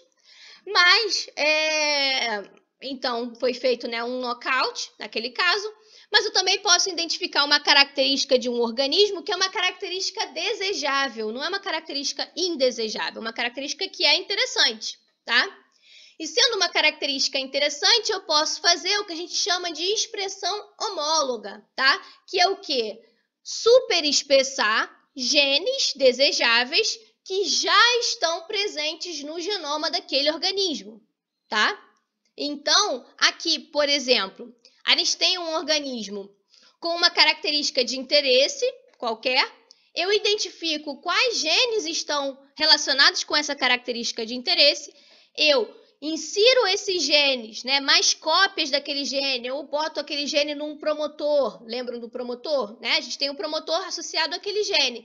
Se eu fizer, né, uma construção gênica e colocar aquele mesmo gene que está presente no genoma, colocar um promotor que é mais forte, que consiga trazer uma expressão maior daquela proteína que está, daquele gene que está associado àquela característica de interesse, eu insiro isso no mesmo organismo. Então, aqui eu tenho um organismo, né? E com uma característica de interesse, eu insiro novamente o gene que é presente naquele organismo, já no seu genoma, novamente nesse mesmo organismo. Depois que eu fizer o crescimento e a produção desse organismo, né, com uma maior expressão desse gene de interesse, eu vou ter o quê? Maiores produções do bioproduto de interesse, tá? Mas nesse caso aqui, a expressão que a gente chama de homóloga, a gente não tem a transgenia, tá? Aqui não é uma transgenia, aqui é uma modificação genética. Esse organismo ele vai ser uma OGM, vai ser um organismo geneticamente modificado, mas não vai ser um organismo transgênico, como o caso do arroz também, tá? Então, é isso que eu queria frisar aqui para vocês. Nesse caso, temos um organismo geneticamente modificado que não é considerado aí transgênico pela palavra em si do que ela quer dizer. Muitas vezes as pessoas confundem e usam esse termo, né, para todos os organismos geneticamente modificados, mas não. O que a gente delimita é que o transgênico ele é quando a gente tem presente ali o transgene, né? Bom, Aqui um exemplo para vocês de expressão homóloga, tá? Então, um exemplo de expressão homóloga é o fungo Aspergillus niger, que é um fungo filamentoso, que é utilizado hoje em dia muito na produção do ácido cítrico. Então, se vocês verem, né, a composição dos alimentos que vocês consomem de uma maneira geral, verifiquem lá a composição. Qualquer organismo, qualquer alimento industrializado, né, a gente tem ali a adição de citrato, do ácido cítrico. O ácido cítrico ele é muito importante dentro da indústria alimentícia, também da indústria farmacêutica, mas principalmente da indústria alimentícia, tá? E a produção dele hoje já é feita a partir desse fungo filamentoso, que produz grandes quantidades do ácido cítrico, tá? Mas, em alguns trabalhos da literatura, foi feita aí a modificação genética desse Aspergillus niger, tá? Então, esse é o fungo Aspergillus niger, ele tem esse formatinho aqui, tá? Quando ele está crescendo, né? Ele é um fungo, na microscopia, ele tem esse formato aqui, as hifas dele e tal. E esse fungo, quando foi modificado por esse trabalho aqui, vejam que aqui é a concentração de ácido cítrico, aqui cada uma dessas retas, né, representam uma das cepas, um dos organismos que estão presentes nesse trabalho. A gente tem o organismo que é WT, que é o Wild Type, que é o nosso selvagem, ele está aqui, ó, aqui embaixo na produção do ácido cítrico, produz lá 20 e poucos gramas por litro. Mas quando fizeram essa superexpressão desse gene que estava associado à produção de ácido cítrico, tá? Então, descobriram um gene que está relacionado a essa característica da produção do ácido cítrico. Superexpressaram esse gene nesse mesmo organismo, realizando a expressão homóloga. E aí, gerando esse novo organismo modificado geneticamente, que tem essa característica aqui de produção de ácido cítrico, que está aqui em azul. Então, teve uma produção lá, chegando a 100 gramas por litro de ácido cítrico, todos na mesma condição. Ou seja, teve um aumento aí de 5 vezes na produção de ácido cítrico quando se compara à cepa selvagem. Então, eu estou aqui mostrando para vocês aquilo que a gente mostra lá, né, para os organismos geneticamente modificados. Essa capacidade, né, que a gente tem de conseguir melhorar a produção, né, realizando uma modificação genética. Então, esse é um exemplo da produção do ácido cítrico, que é extremamente importante na indústria alimentícia. A expressão homóloga.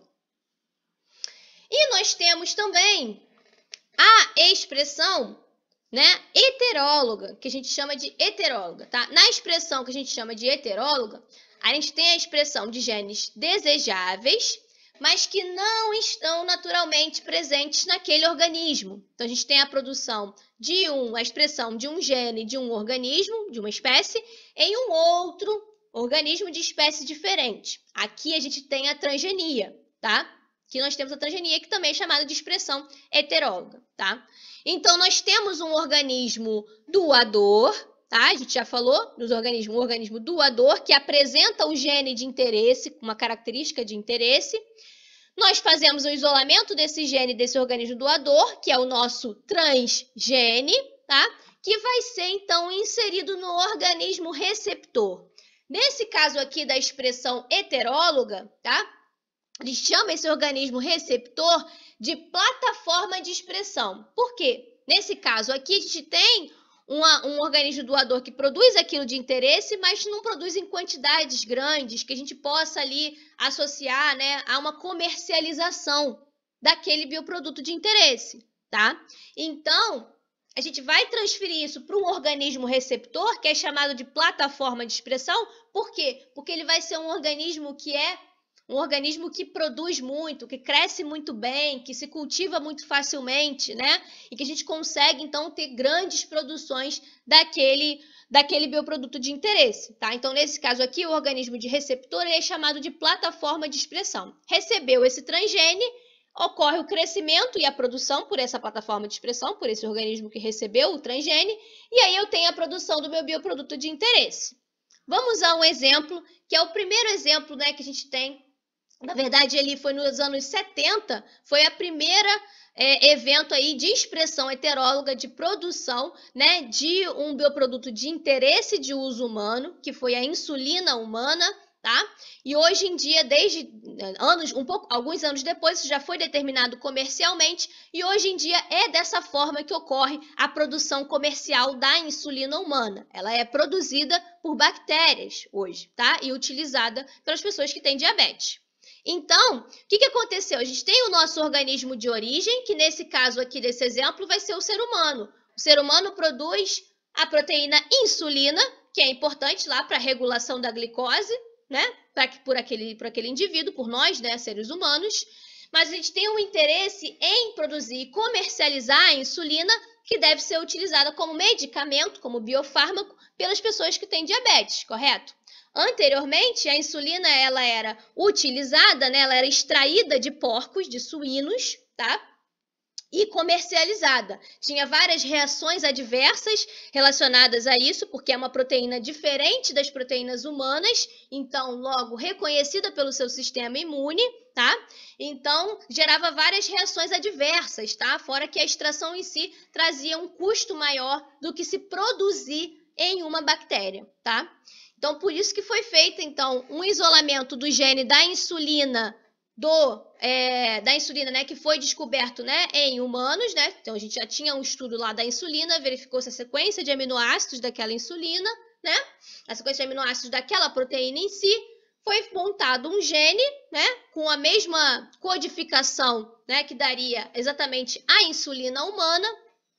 E esse gene, então, da insulina humana foi utilizado aí, né, foi inserido como um transgene na bactéria Escherichia coli, tá? E essa bactéria Escherichia coli foi o organismo receptor que recebeu esse transgene, mas que é, como eu chamei para vocês, uma plataforma de expressão, ou seja, é um organismo que cresce bem, cresce rápido, produz muito daquilo que a gente coloca para ela produzir, tá? Então, basicamente, por isso que foi selecionado e também porque, né, um organismo mais simples naquela época, naquele momento, né, era o organismo que era capaz de realizar esse tipo de modificação genética. E aí, a partir da inserção desse gene na Escherichia coli, nessa bactéria, ela produziu aí altas quantidades da insulina e ela pôde, então, ser determinada aí um processo, que a gente chama de bioprocesso, né, porque tem um organismo biológico ali, um processo de produção da insulina, tá? Recombinante, agora a gente chama, né, a proteína em si, né, que é produzida pela tecnologia do DNA recombinante, a gente chama de proteína recombinante. Logo, a gente está produzindo aqui uma insulina recombinante, em grande quantidade pode ser produzida, a redução do preço desse medicamento, né, foi maior com essa tecnologia e melhorou aí as reações adversas, porque a gente está de fato produzindo uma proteína aí humana em bactéria, tá? Um outro exemplo que eu trouxe para vocês, então aquele exemplo lá, né, foi lá dos anos 70, foi o primeiro, a nossa pioneira proteína recombinante que foi comercializada foi a insulina. Hoje diversas são, tá? Um exemplo muito importante para a área alimentícia, né, é a expressão heteróloga também de enzimas, tá? As enzimas elas são muito utilizadas dentro da indústria alimentícia, né, para melhoramento de diversas propriedades dos alimentos de uma forma geral, tá? Diversas enzimas são importantes, vocês vão provavelmente entrar mais nisso posteriormente.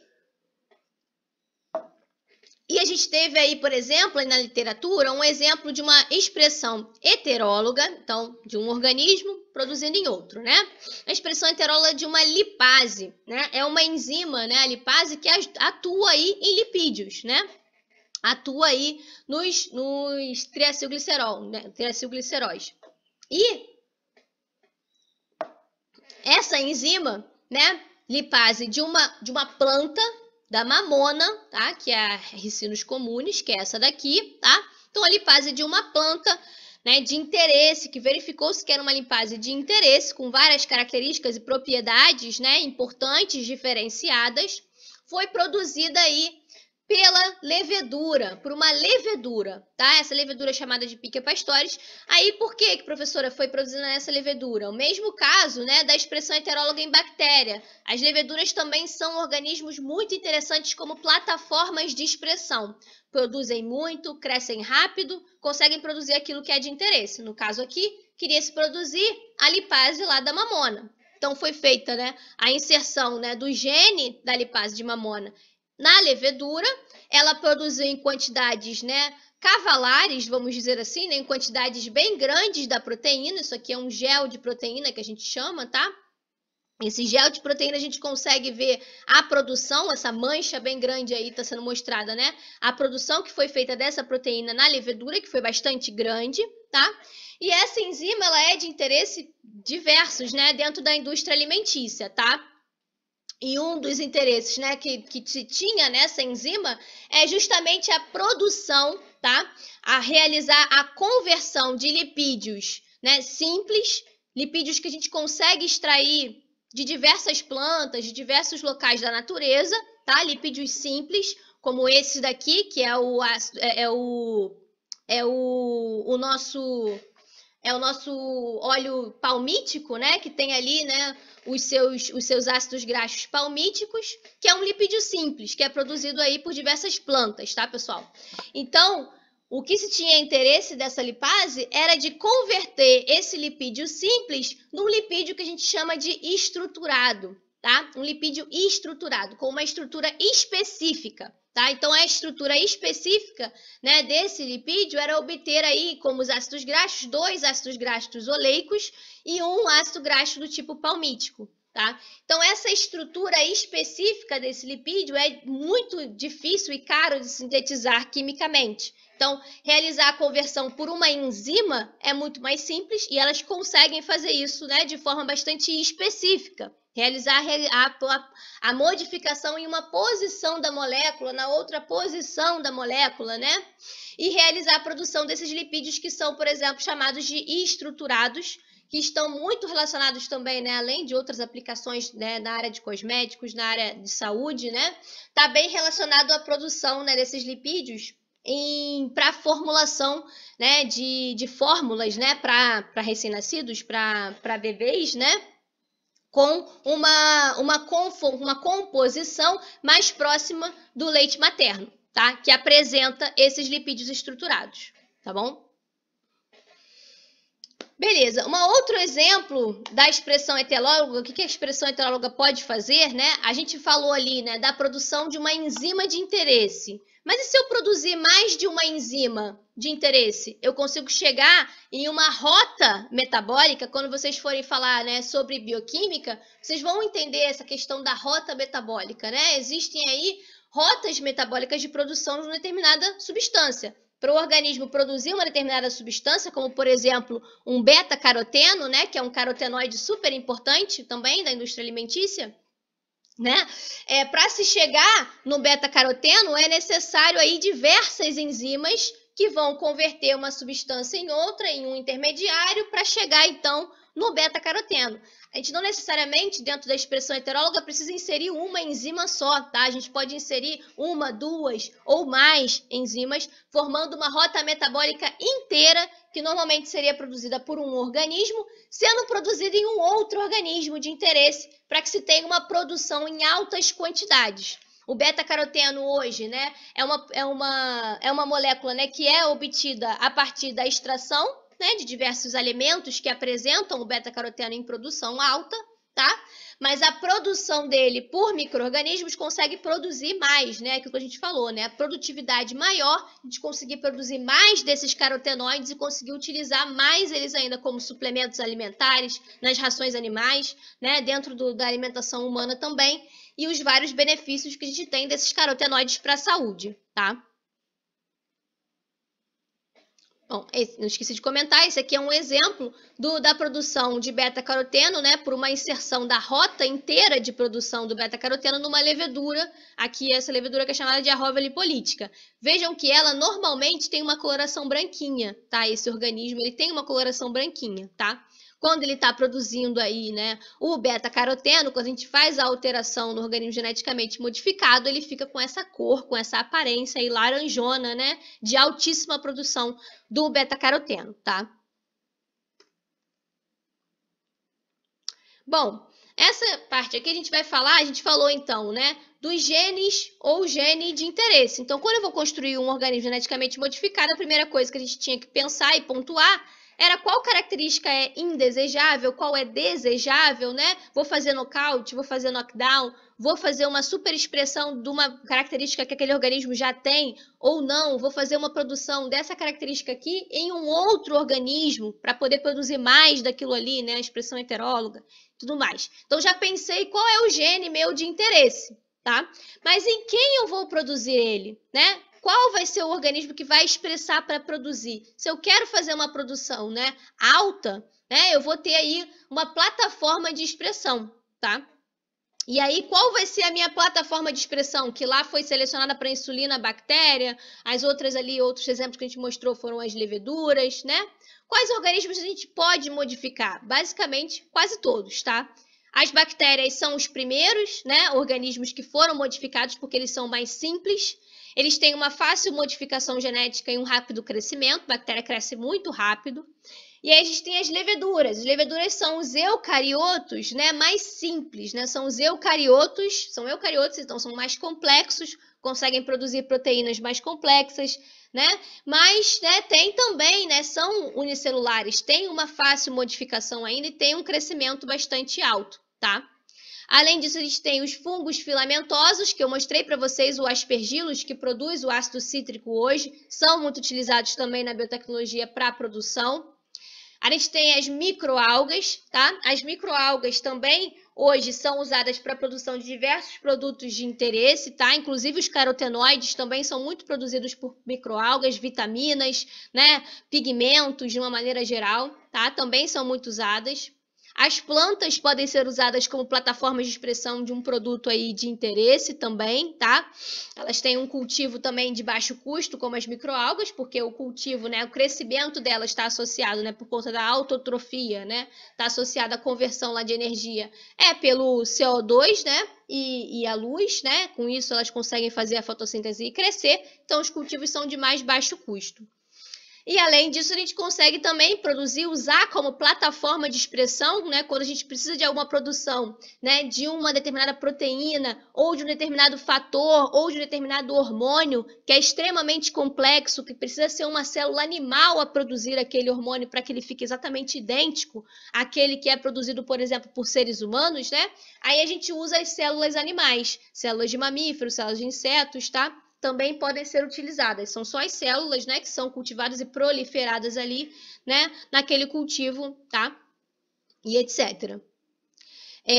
Todas essas plataformas de expressão são utilizadas, são válidas e são utilizadas, tá? Cada vez mais utilizadas hoje. E a escolha vai depender do bioproduto de interesse. Ele pode ser produzido por uma bactéria? Será que uma bactéria consegue produzir aquele bioproduto? Ela precisa de algum tipo de mecanismo de modificação pós-traducional, aqueles que a gente conversou lá no início, né? Lá numa aula em que a gente falou sobre isso, né?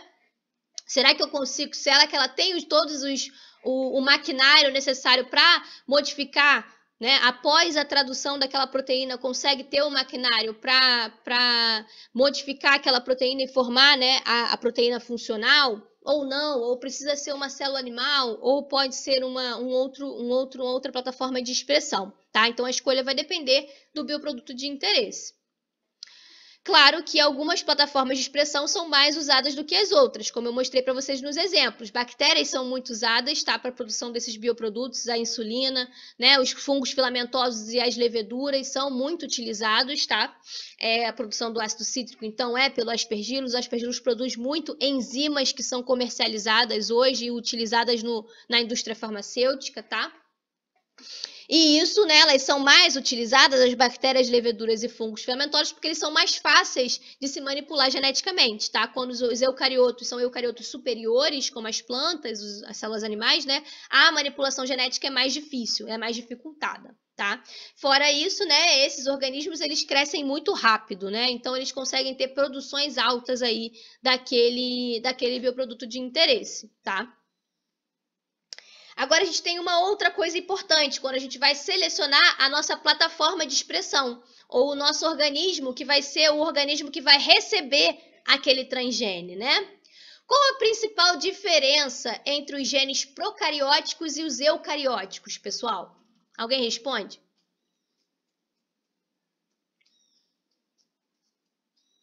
entre os genes que estão lá nas bactérias, nos procariotos, e os genes que estão nos eucariotos. Qual a principal diferença que a gente comentou aí ao longo das nossas aulas, né? Como que os genes eucarióticos estão dispostos, né? Qual a diferença que tem? Que os procariotos não têm isso. Alguém consegue responder? Pode ser no chat. Não? Não consegue lembrar? O núcleo, DNA circular. Tudo isso é diferente mesmo. O núcleo, eles vão ter núcleos e vão ter o DNA circular. São diferenças sim, mas justamente é isso. Márcia e Luísa falaram. Os introns e os exons. Qual a diferença que vai estar dentro do gene? Pensa em um gene único procariótico e um gene eucariótico. O gene eucariótico, a região codificadora, que de fato vai codificar a proteína, ela está lá nos exons só. E a gente tem introns, né, que separam esses exons, né? Então, nos nossos genes eucarióticos, eles estão dispostos em introns e exons, tá? Então, uma coisa importante quando eu pego um gene eucariótico e vou, então, realizar a produção desse gene eucariótico em uma plataforma de expressão procariótica, eu tenho que remover os introns da sequência não dequência, tá? Remover os introns da sequência de DNA, tá? Então, isso é importante. Por quê? Porque as bactérias, elas não processam o RNA que é transcrito. O RNA, ele é transcrito e logo traduzido, simultaneamente até, né? Como a gente mostrou. Então, quer dizer, se eu botar um gene com os introns na bactéria, inserir no genoma dela, ela vai fazer a tradução, né, completa de exon e de intron. E a gente sabe que os introns, eles têm que ser removidos, né? Então, nos eucariotos, a gente tem um maquinário que remove esses introns, deixa só os exons. Às vezes deixa alguns exons, né, e outros não, né? A recomposição dos exons, né, traz lá a recomposição alternativa. Mas, de fato, todos os introns devem ser removidos, tá? Todos os introns são removidos lá para fazer a expressão, né, do gene eucariótico. Então, como a bactéria não vai ter o maquinário para fazer o processamento, a gente, o ser humano que está fazendo essa modificação genética, ele deve, então, né, pegar a sequência do gene, tem a sequência do gene, não, vai ter que cortar e remover essas sequências de introns, unir os exons e fazer a expressão, a produção na plataforma de expressão procariótica, tá? Então, relembrar bastante isso. Bom, então já selecionei o meu gene de interesse, já selecionei a minha plataforma de expressão, vou pegar um gene eucariótico, vou produzir em procarioto ou não, vou produzir nele mesmo, enfim, já selecionei esses dois pontos. Agora, como é que eu vou fazer para inserir? Será que eu só pego o gene e insiro ele sozinho lá dentro? Não, a gente não faz assim, tá? Para realizar a inserção dentro da tecnologia do DNA recombinante, a gente precisa do gene de interesse, por exemplo, ele está aqui laranjinha, esse é o meu gene de interesse, a sequência do gene de interesse. Mas para que ela seja incorporada por aquele organismo, a gente precisa que essa sequência, esse gene de interesse, esteja em um plasmídio, tá? Ou vetor. Tá? Um vetor que vai ser responsável por inserir-se naquela célula e ser utilizado por ela, né? O DNA sendo ali, então, transcrito, expresso por aquela célula que vai ser a célula doadora, né? Ou plataforma de expressão, tá? O que são plasmídios, professora? Plasmídios são moléculas circulares de DNA, tá? Capazes aí de se reproduzir independentemente do DNA cromossômico, tá? Então, vou explicar. O genoma de uma célula bacteriana, por exemplo, aqui está sendo mostrada uma célula bacteriana. É um genoma que é circular. A gente já sabe que o DNA dela é circular. Mas além do genoma, as bactérias, elas apresentam esses plasmídios, tá? Isso já ocorreu. Tudo que a gente cria, tudo que a gente utiliza na tecnologia do DNA recombinante, na verdade, a gente observa na natureza e utiliza a tecnologia em si. Tudo é isso, né? Os plasmídios, o CRISPR, tudo é assim. A gente observa o que acontece na natureza e interessante, dá para usar isso aqui. E a gente utiliza. E os plasmídios foram exatamente assim. Os plasmídios, eles acontecem naturalmente em diversas bactérias, são moléculas circulares de DNA, menorzinha, né, do que o genoma em si da célula, tá? Que expressam ali alguns genes de interesse lá para as bactérias. Elas têm esses plasmídios aí, que são DNA, que são fora, que está fora, né? Que não está inserido dentro do DNA cromossômico, tá? Daquela célula, tá? E eles são independentes, eles conseguem se reproduzir independentemente, quer dizer, eles têm uma origem de replicação própria. Tá? E na tecnologia do DNA recombinante, o que a gente fez? A gente observou esses plasmídios que as bactérias tinham e passamos a utilizá-los, tá? Basicamente, formando aí plasmídios sintéticos para a gente utilizar com os genes nossos de interesse. A gente coloca o gene de interesse lá naquela sequência do plasmídio, que é o vetor, que vai conseguir lá, né, se manter dentro daquela célula, tá? Esse plasmídio, ele pode ser do tipo que a gente chama de epissomal, ou seja, ele pode se manter no citoplasma, como está aqui mostrado na figura, ele se mantém lá no citoplasma, independentemente do genoma. Isso é muito utilizado em bactérias, como na produção da insulina. É um plasmídio que é adicionado, que fica lá, que não se integra no genoma da célula, tá? Isso é bem interessante, pode acontecer com diversas plataformas de expressão, como as bactérias. Outras plataformas de expressão não mantêm plasmídios, tá?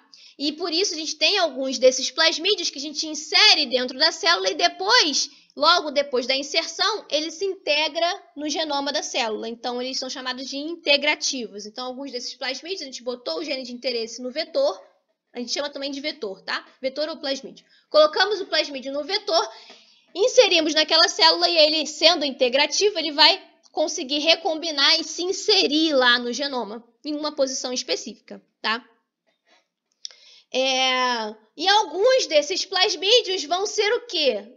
Alguns desses plasmídios vão conter todas as sequências necessárias para a inserção de um gene de interesse, de uma característica desejável. Expressão de proteínas de interesse, tá? Então, tem plasmídios que são feitos para a inserção de um gene, ou tem plasmídios que são montados e feitos para inativação ou atenuação de um gene que está lá no genoma, tá? Então, existem plasmídios que são para o knockdown e o knockout, que a gente mostrou, e existem plasmídios que são para fazer a expressão homóloga, a expressão heteróloga, né? Para que você, quando você deseja que aquele gene seja expresso. E quando você deseja inativar um gene que está lá no genoma, você usa os plasmídios para knockdown e para knockout, tá? Beleza. Então, já selecionei o meu gene de interesse, já selecionei qual plataforma eu vou produzir, peguei aqui o plasmídio que eu vou usar para inserir o meu gene de interesse, depois inserir na bactéria, mas esse gene de interesse vai ser produzido, a expressão dele vai ser regulada por quem? Quem é que regula a expressão de um gene? Se um gene não tiver promotor, eu não vou expressar a minha região, né, a ser transcrita. Lembrem disso, todo gene precisa de um promotor, região que vai ser transcrita, que pode ser também, né, uma região que codifica uma proteína, e região terminadora. Isso forma um gene. Então, no meu plasmídio, vai ter justamente isso. Não só a minha região codificadora de interesse, mas eu vou ter que ter um promotor e uma região terminadora, correto? Se eu seleciono um promotor para produzir a minha proteína, eu posso selecionar o promotor que eu quiser, tá, pessoal? Basicamente é isso. Qual promotor você vai usar? Existem diversas opções. E eles vão ser separados em constitutivos e indutivos. Lembram-se disso, né? Nós temos promotores que são constitutivos, genes que são produzidos constitutivamente, e genes que são produzidos de forma induzível, né? Os induzíveis e repressíveis, né, que a gente falou, né, e tudo mais. Então, a gente pode selecionar um promotor, né, que é um promotor que indica que aquele gene vai ser ativo em todas as circunstâncias da célula. Então, eu posso pegar, a gente imita, tudo que eu falei, né, para vocês, é que a gente, da geneticistas, aí da área da tecnologia do DNA recombinante, a gente imita o que a natureza traz, né? E a natureza apresenta promotores constitutivos, como a gente conversou, que são os promotores daquelas enzimas que regulam a expressão, né, das enzimas da via glicolítica, por exemplo, que são sempre expressas, são sempre produzidas, não tem condições que a gente não vai precisar e condições que a gente vai precisar dessas proteínas em si, né? Então, a gente pode utilizar promotores iguais a esses que regulam a expressão das enzimas da via glicolítica, então, promotores que são constitutivos, tá? E aí, a nossa proteína de interesse, ela vai ser produzida de forma constitutiva, conforme a célula for crescendo, for, enfim, né, realizando o seu desenvolvimento. Ao longo de todo o desenvolvimento dela, ela vai estar produzindo de forma igual àquela proteína de interesse. Ou podem ser do tipo indutivos, né? Ou seja, eu preciso fazer algum estímulo, uma condição, né? Adicionar um indutor para realizar a produção daquela nossa proteína de interesse, a expressão daquele gene de interesse, né? Como, por exemplo, a lactose, né? Lembram lá que eu citei para vocês o Operon-Lac? Então, o Operon-Lac, ele também é utilizado, é colocado dentro desses plasmídios sintéticos, tá?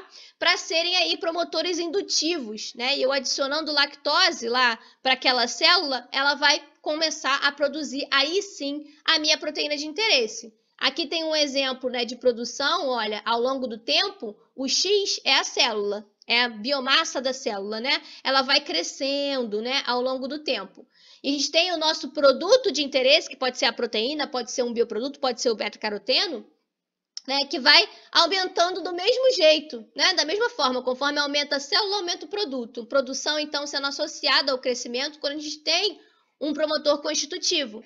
Quando a gente tem um promotor indutivo, dependendo do momento em que eu faça a indução, que eu faço o estímulo, né, aí sim é que a gente vai ter a produção do produto de interesse, tá? Então, esses pontos aqui são os pontos em que foi adicionado o indutor. E aí sim, né, eu vou produzir. O que isso é importante, professora? Bom, o produto que você está produzindo, seja uma proteína, seja um bioproduto de interesse, ele é tóxico para a célula? Porque se ele for tóxico para a célula, ela não pode produzir enquanto ela está crescendo, porque ela vai morrer. Mas se ele for tóxico para a célula, você pode crescer a célula e depois induzir, e aí ela vai produzir. Mas ela já cresceu, tá bom? E, claro, você tem que colocar um promotor que vai ser compatível com a plataforma de expressão. Então, não adianta você pegar um promotor que eu encontrei uma determinada espécie, mas não vai ser reconhecido pelo maquinário de RNA polimerase daquela espécie que você está produzindo, entendeu? Então, isso está relacionado à plataforma de expressão. Se eu estou usando uma bactéria como plataforma de expressão, eu vou pegar promotores, usar promotores que essa bactéria reconhece, que já estão no genoma dela. E agora, ao final, para finalizar, como que a gente monta uma construção gênica de interesse? Então, selecionamos o nosso gene de interesse, ou que a gente quer que seja nocauteado, né? A gente falou disso. Então, selecionamos o nosso gene de interesse, selecionamos qual plataforma eu vou produzir, selecionamos o plasmídio que eu vou usar para poder colocar o meu gene de interesse e o promotor que vai estar nesse plasmídio, se vai ser constitutivo, se vai ser indutivo.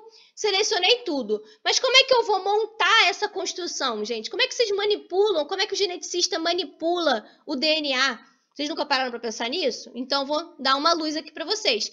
A gente vai utilizar as enzimas, as proteínas, como eu falei. Copiamos tudo que está na natureza. Na natureza, nós temos enzimas que agem sobre o DNA, que agem cortando o DNA, agem colando o DNA, agem fazendo a polimerização, a síntese do DNA, né? Então, a gente vai utilizar essas enzimas. A gente tem essas enzimas como reagentes, né, lá no laboratório, e a gente consegue fazer, então, justamente essa manipulação do DNA. As enzimas de restrição, né, são as enzimas que a gente chama que são as nossas tesouras, né, que fazem o corte de DNA. Elas recortam DNA em posições específicas, dependendo da sequência. Então, eu tenho lá no meu DNA, se eu tenho uma sequência como essa daqui, eu tenho uma enzima, que chamada aqui, por exemplo, uma enzima chamada SHO1, que vai reconhecer essa sequência específica e vai fazer um corte exatamente onde está essa sequência. Tá? Cada enzima, são diversas, né, que já foram isoladas, né, vão reconhecer sequências específicas para fazer justamente esse recorte, agir como tesouras. Então, assim, eu consigo pegar o meu plasmídio de interesse, né, então eu tenho lá um promotor de interesse, eu tenho uma região em que eu quero recortar daquele plasmídio para inserir o meu gene de interesse, correto? Para formar a minha construção que eu vou inserir na minha plataforma de expressão. Então, eu uso a enzima de restrição como tesoura, ela vai recortar especificamente numa região, não vai picotar o DNA inteiro, ela vai cortar exatamente numa região específica minha de interesse, né? E aí, por exemplo, consigo recortar esse meu esse meu plasmídio de interesse e inserir o meu gene. Mas como é que você insere esse gene, professora? Aí eu tenho que colar, né? Se eu recortei e agora eu quero botar o meu gene, eu tenho que fazer uma colagem. E para colar, a gente vai usar as enzimas de ligação, né? São as ligases. Lembram das ligases? A ligase que também age lá durante a replicação, lá no finalzinho, selando, né? Depois, na replicação do DNA, então a gente pega e usa esse tipo de enzima também, a ligase, que é responsável pela colagem do DNA. Então, se eu fui lá, cortei em um determinado ponto o meu plasmídio, vou colar, então, especificamente lá na região, ó. Vejam que ela faz uma complementarização de uma sequência com outra, e aí depois essa enzima ligase, ela consegue fazer selar, né, essa ligação. E então ligar, por exemplo, meu gene de interesse em um plasmídio, tá? Além disso, a gente tem também, né, professora, mas como é que você consegue chegar nesse gene aí de interesse, né? O gene de interesse, ele está lá no genoma do organismo, do nosso organismo doador. Mas como é que eu chego a ter a isolar esse gene de interesse? Bom, aqui tem um exemplo, por exemplo. Eu tenho o meu organismo doador, que é um fungo filamentoso, vamos dizer. Então, eu tenho esse fungo filamentoso, eu vou fazer a extração do DNA genômico dele. Isso é feito com kits, né? A gente faz todo um protocolo para extrair, abrir a célula, romper a célula e extrair especificamente o genoma das células desse organismo, tá? Então, eu faço uma extração do DNA genômico. Nesse DNA genômico desse organismo, do meu organismo doador, tem um gene específico e uma posiçãozinha lá daquele DNA genômico que eu quero, que é de meu interesse, correto? Como é que eu vou especificamente chegar lá naquele gene? Lembram da aula que eu dei para vocês, né? Que eu falei sobre PCR, sobre a polimerização em cadeia, né? Da polimerase? Desculpa, da reação em cadeia da polimerase, o PCR, né? No PCR, justamente é isso que acontece. A gente usa a polimerase, as enzimas de polimerização, tá? Que vão amplificar, que vão então replicar a minha região de interesse especificamente, né? Lembra, a gente monta os primers de forma a especificamente ter uma região lá que é a minha região de interesse para ser amplificada, né? Para ser replicada. Então, numa PCR, eu boto o DNA genômico, boto os primers específicos que vão lá na região do DNA alvo, vão se anelar e, né, a polimerase consegue, então, fazer a amplificação e aí eu vou ter justamente só moléculas do meu gene de interesse, tá? Depois da minha reação. E aí eu pego essas moléculas aí de interesse, pego o gene de interesse, faço a inserção no plasmídio, usando o quê? Enzima de restrição e ligase, né? E aí, depois dessa inserção do gene no plasmídio, pronto, tá pronto. A minha construção gênica está pronta para fazer a inserção no meu organismo, que vai ser o receptor, né? Que vai receber esse transgene, né? No caso aqui, por exemplo, uma bactéria, que vai ser a plataforma de expressão, de produção, tá? Então, esse processo aqui, né, é o processo de obtenção de um gene de interesse, né, a partir de um isolamento do DNA do organismo em que está presente esse gene, tá? Mas também existe uma outra opção, que é realizar essa síntese de sequências, da sequência que você quiser. A sequência que você quiser, você tem a sequência que você quer produzir, que está associada àquele gene, se você sabe qual é a sequência, e isso por métodos de bioinformática hoje é fácil de se fazer. Se você tem a sequência que você sabe que você quer, você não precisa fazer todo esse processo. Você pode entrar em contato com empresas que fazem essa produção, essa síntese, tá? Desse DNA. Elas têm equipamentos que sintetizam DNA sintético, né? Não partem de um organismo, de um DNA genômico, tá? Mas tem um alto custo associado a essa produção, a essa síntese, tá? Aqui a gente tem um custo aí menor. Então, as duas coisas são utilizadas hoje, tá, pessoal? Bom, pessoal, era isso que eu tinha para falar. A gente terminou aí no horário da aula de hoje, né? Explicar um pouquinho da tecnologia do DNA recombinante. Eu trabalho com isso bastante, então eu queria trazer para vocês um pouco disso também. E o interessante de falar bastante disso é porque isso está cada vez mais no nosso dia a dia, na nossa rotina, os alimentos transgênicos, os organismos geneticamente modificados para a produção, de tudo que a gente utiliza hoje, muitas coisas são obtidas hoje a partir dos organismos geneticamente modificados e a tendência é que isso aumente cada vez mais, tá? Tem aumentado muito nos últimos anos, tá? A produção das vacinas também utiliza a tecnologia do DNA recombinante hoje, em muita quantidade. Então, quis trazer um pouco uma luz para vocês compreenderem um pouco melhor, né, desses assuntos, né, que vão estar presentes aí no dia a dia de vocês e com os recursos que a gente teve, com as aulas que a gente teve aí ao longo da disciplina, né, a gente tem as bases para compreender justamente isso, tá? A Tainá perguntou, professora, sobre a lactose, qual a diferença entre a intolerância e a alergia? Tá. Então, Tainá, a alergia, eu nunca ouvi falar de alergia à lactose, eu teria que dar uma estudada. Mas talvez, depende de qual contexto, quem está falando isso, né? A gente tem a intolerância, que é a hipolactasia, né? Que é uma deficiência na produção da enzima. Você até tem ela, mas é uma deficiência, tá? Quando você tem a alactasia, que é congênita, então você não produz nenhuma LCT, acaba virando meio que uma alergia. Você vai ter sintomas muito mais severos, né, dessa produção. Então, pode-se estar falando que a alergia à lactose seria essa alactasia congênita geral, né, que acontece lá em algumas pessoas, em alguns indivíduos, né, lá na criança já se percebe isso. E isso tá aí, é raro na população, tá? Mas se você está falando não a lactose, se você está falando em relação ao leite, Tainá, porque o leite, ele tem outros compostos, a lactose é um deles, né? A gente pode ter a intolerância à lactose, hipolactasia ou alactasia. E tem a alergia à proteína do leite, Tainá, que é diferente, tá? O leite, ele tem uma proteína que, se eu não me engano, é a caseína, que causa esse problema. Não, se eu não me engano, é essa, mas talvez existam outras também. Existem proteínas no leite que causam alergia em determinadas pessoas, tá? Em uma percentual acho que maior, acho que não chega a ser tão rara assim, mas é bem mais raro do que a intolerância à lactose em si. Eu nunca procurei causa genética, tá? Dessa alergia à proteína do leite. Mas aí é uma outra questão, não tem a ver com a lactose em si, deu para entender, Tainá? Uma outra coisa, alguém me perguntou na última aula sobre a incidência, né, da fenilcetonúria na população. E eu descobri, observei, pesquisei, né? E é de um nascimento a cada 10 mil, tá? Então, um nascimento a cada 10 mil, tá? É bem rara a fenilcetonúria, né? Que a gente tinha comentado na última aula. Agora, a alergia da proteína do leite, eu já não sei exatamente como que é e quais são as causas genéticas, não é algo que eu busquei ainda, pretendo buscar ainda mais.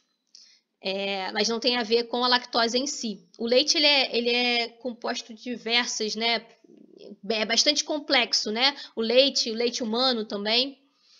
E por isso que tem muito estudo nessa área de estudar as composições do leite, né? Porque eles tem anticorpos, tem proteínas complexas que estão ali presentes, lipídios estruturados, como eu falei para vocês. Então tem tudo para a primeira fase de desenvolvimento daquele bebê, né? A gente cresce muito nesse primeiro momento, né? A gente precisa muito dos nutrientes nesse início do desenvolvimento para se desenvolver. Tanto que quando há falta de nutrientes, né? Nessa primeira etapa do desenvolvimento desses indivíduos, né? Você tem aí tem coisas neurológicas que não se desenvolvem muito bem, tem vários pontos, né? Porque ele está se formando, né? Bem diferente da vida adulta, você está faltando uma vitamina, né? Para faltar uma vitamina, um anticorpo, um determinado nutriente, né? Na vida mais inicial daquele indivíduo. Então, existe muita pesquisa na área de biotecnologia com leite humano, por exemplo, né? Leite animal de uma maneira geral, mas leite humano também. Alguém tem mais algum comentário, alguma questão?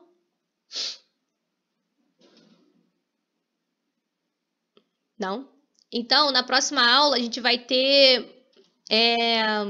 falar sobre as dúvidas que vocês tenham do ED5 que eu liberei, mas está muito pequeno, tá 10 perguntinhas super tranquilas em relação à aula de hoje, vocês conseguem, revisando a aula de hoje aqui, vocês conseguem fazer bem esse ED. Se tiverem dúvida em alguma coisa, a gente conversa na próxima quinta-feira, que vai ser a nossa última aula antes da prova.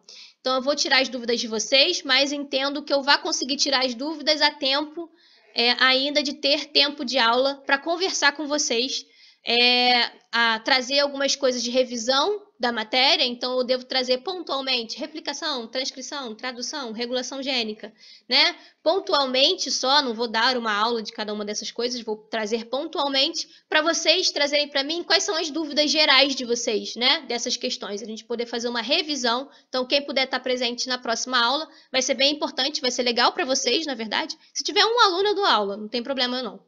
Depois eu gravo e deixo lá presente para vocês ajudar vocês na hora da prova. Mas estar presente, né, presencialmente, né, você vai conseguir conversar comigo e tirar as dúvidas, né? Diferente de você assistir gravado, tá?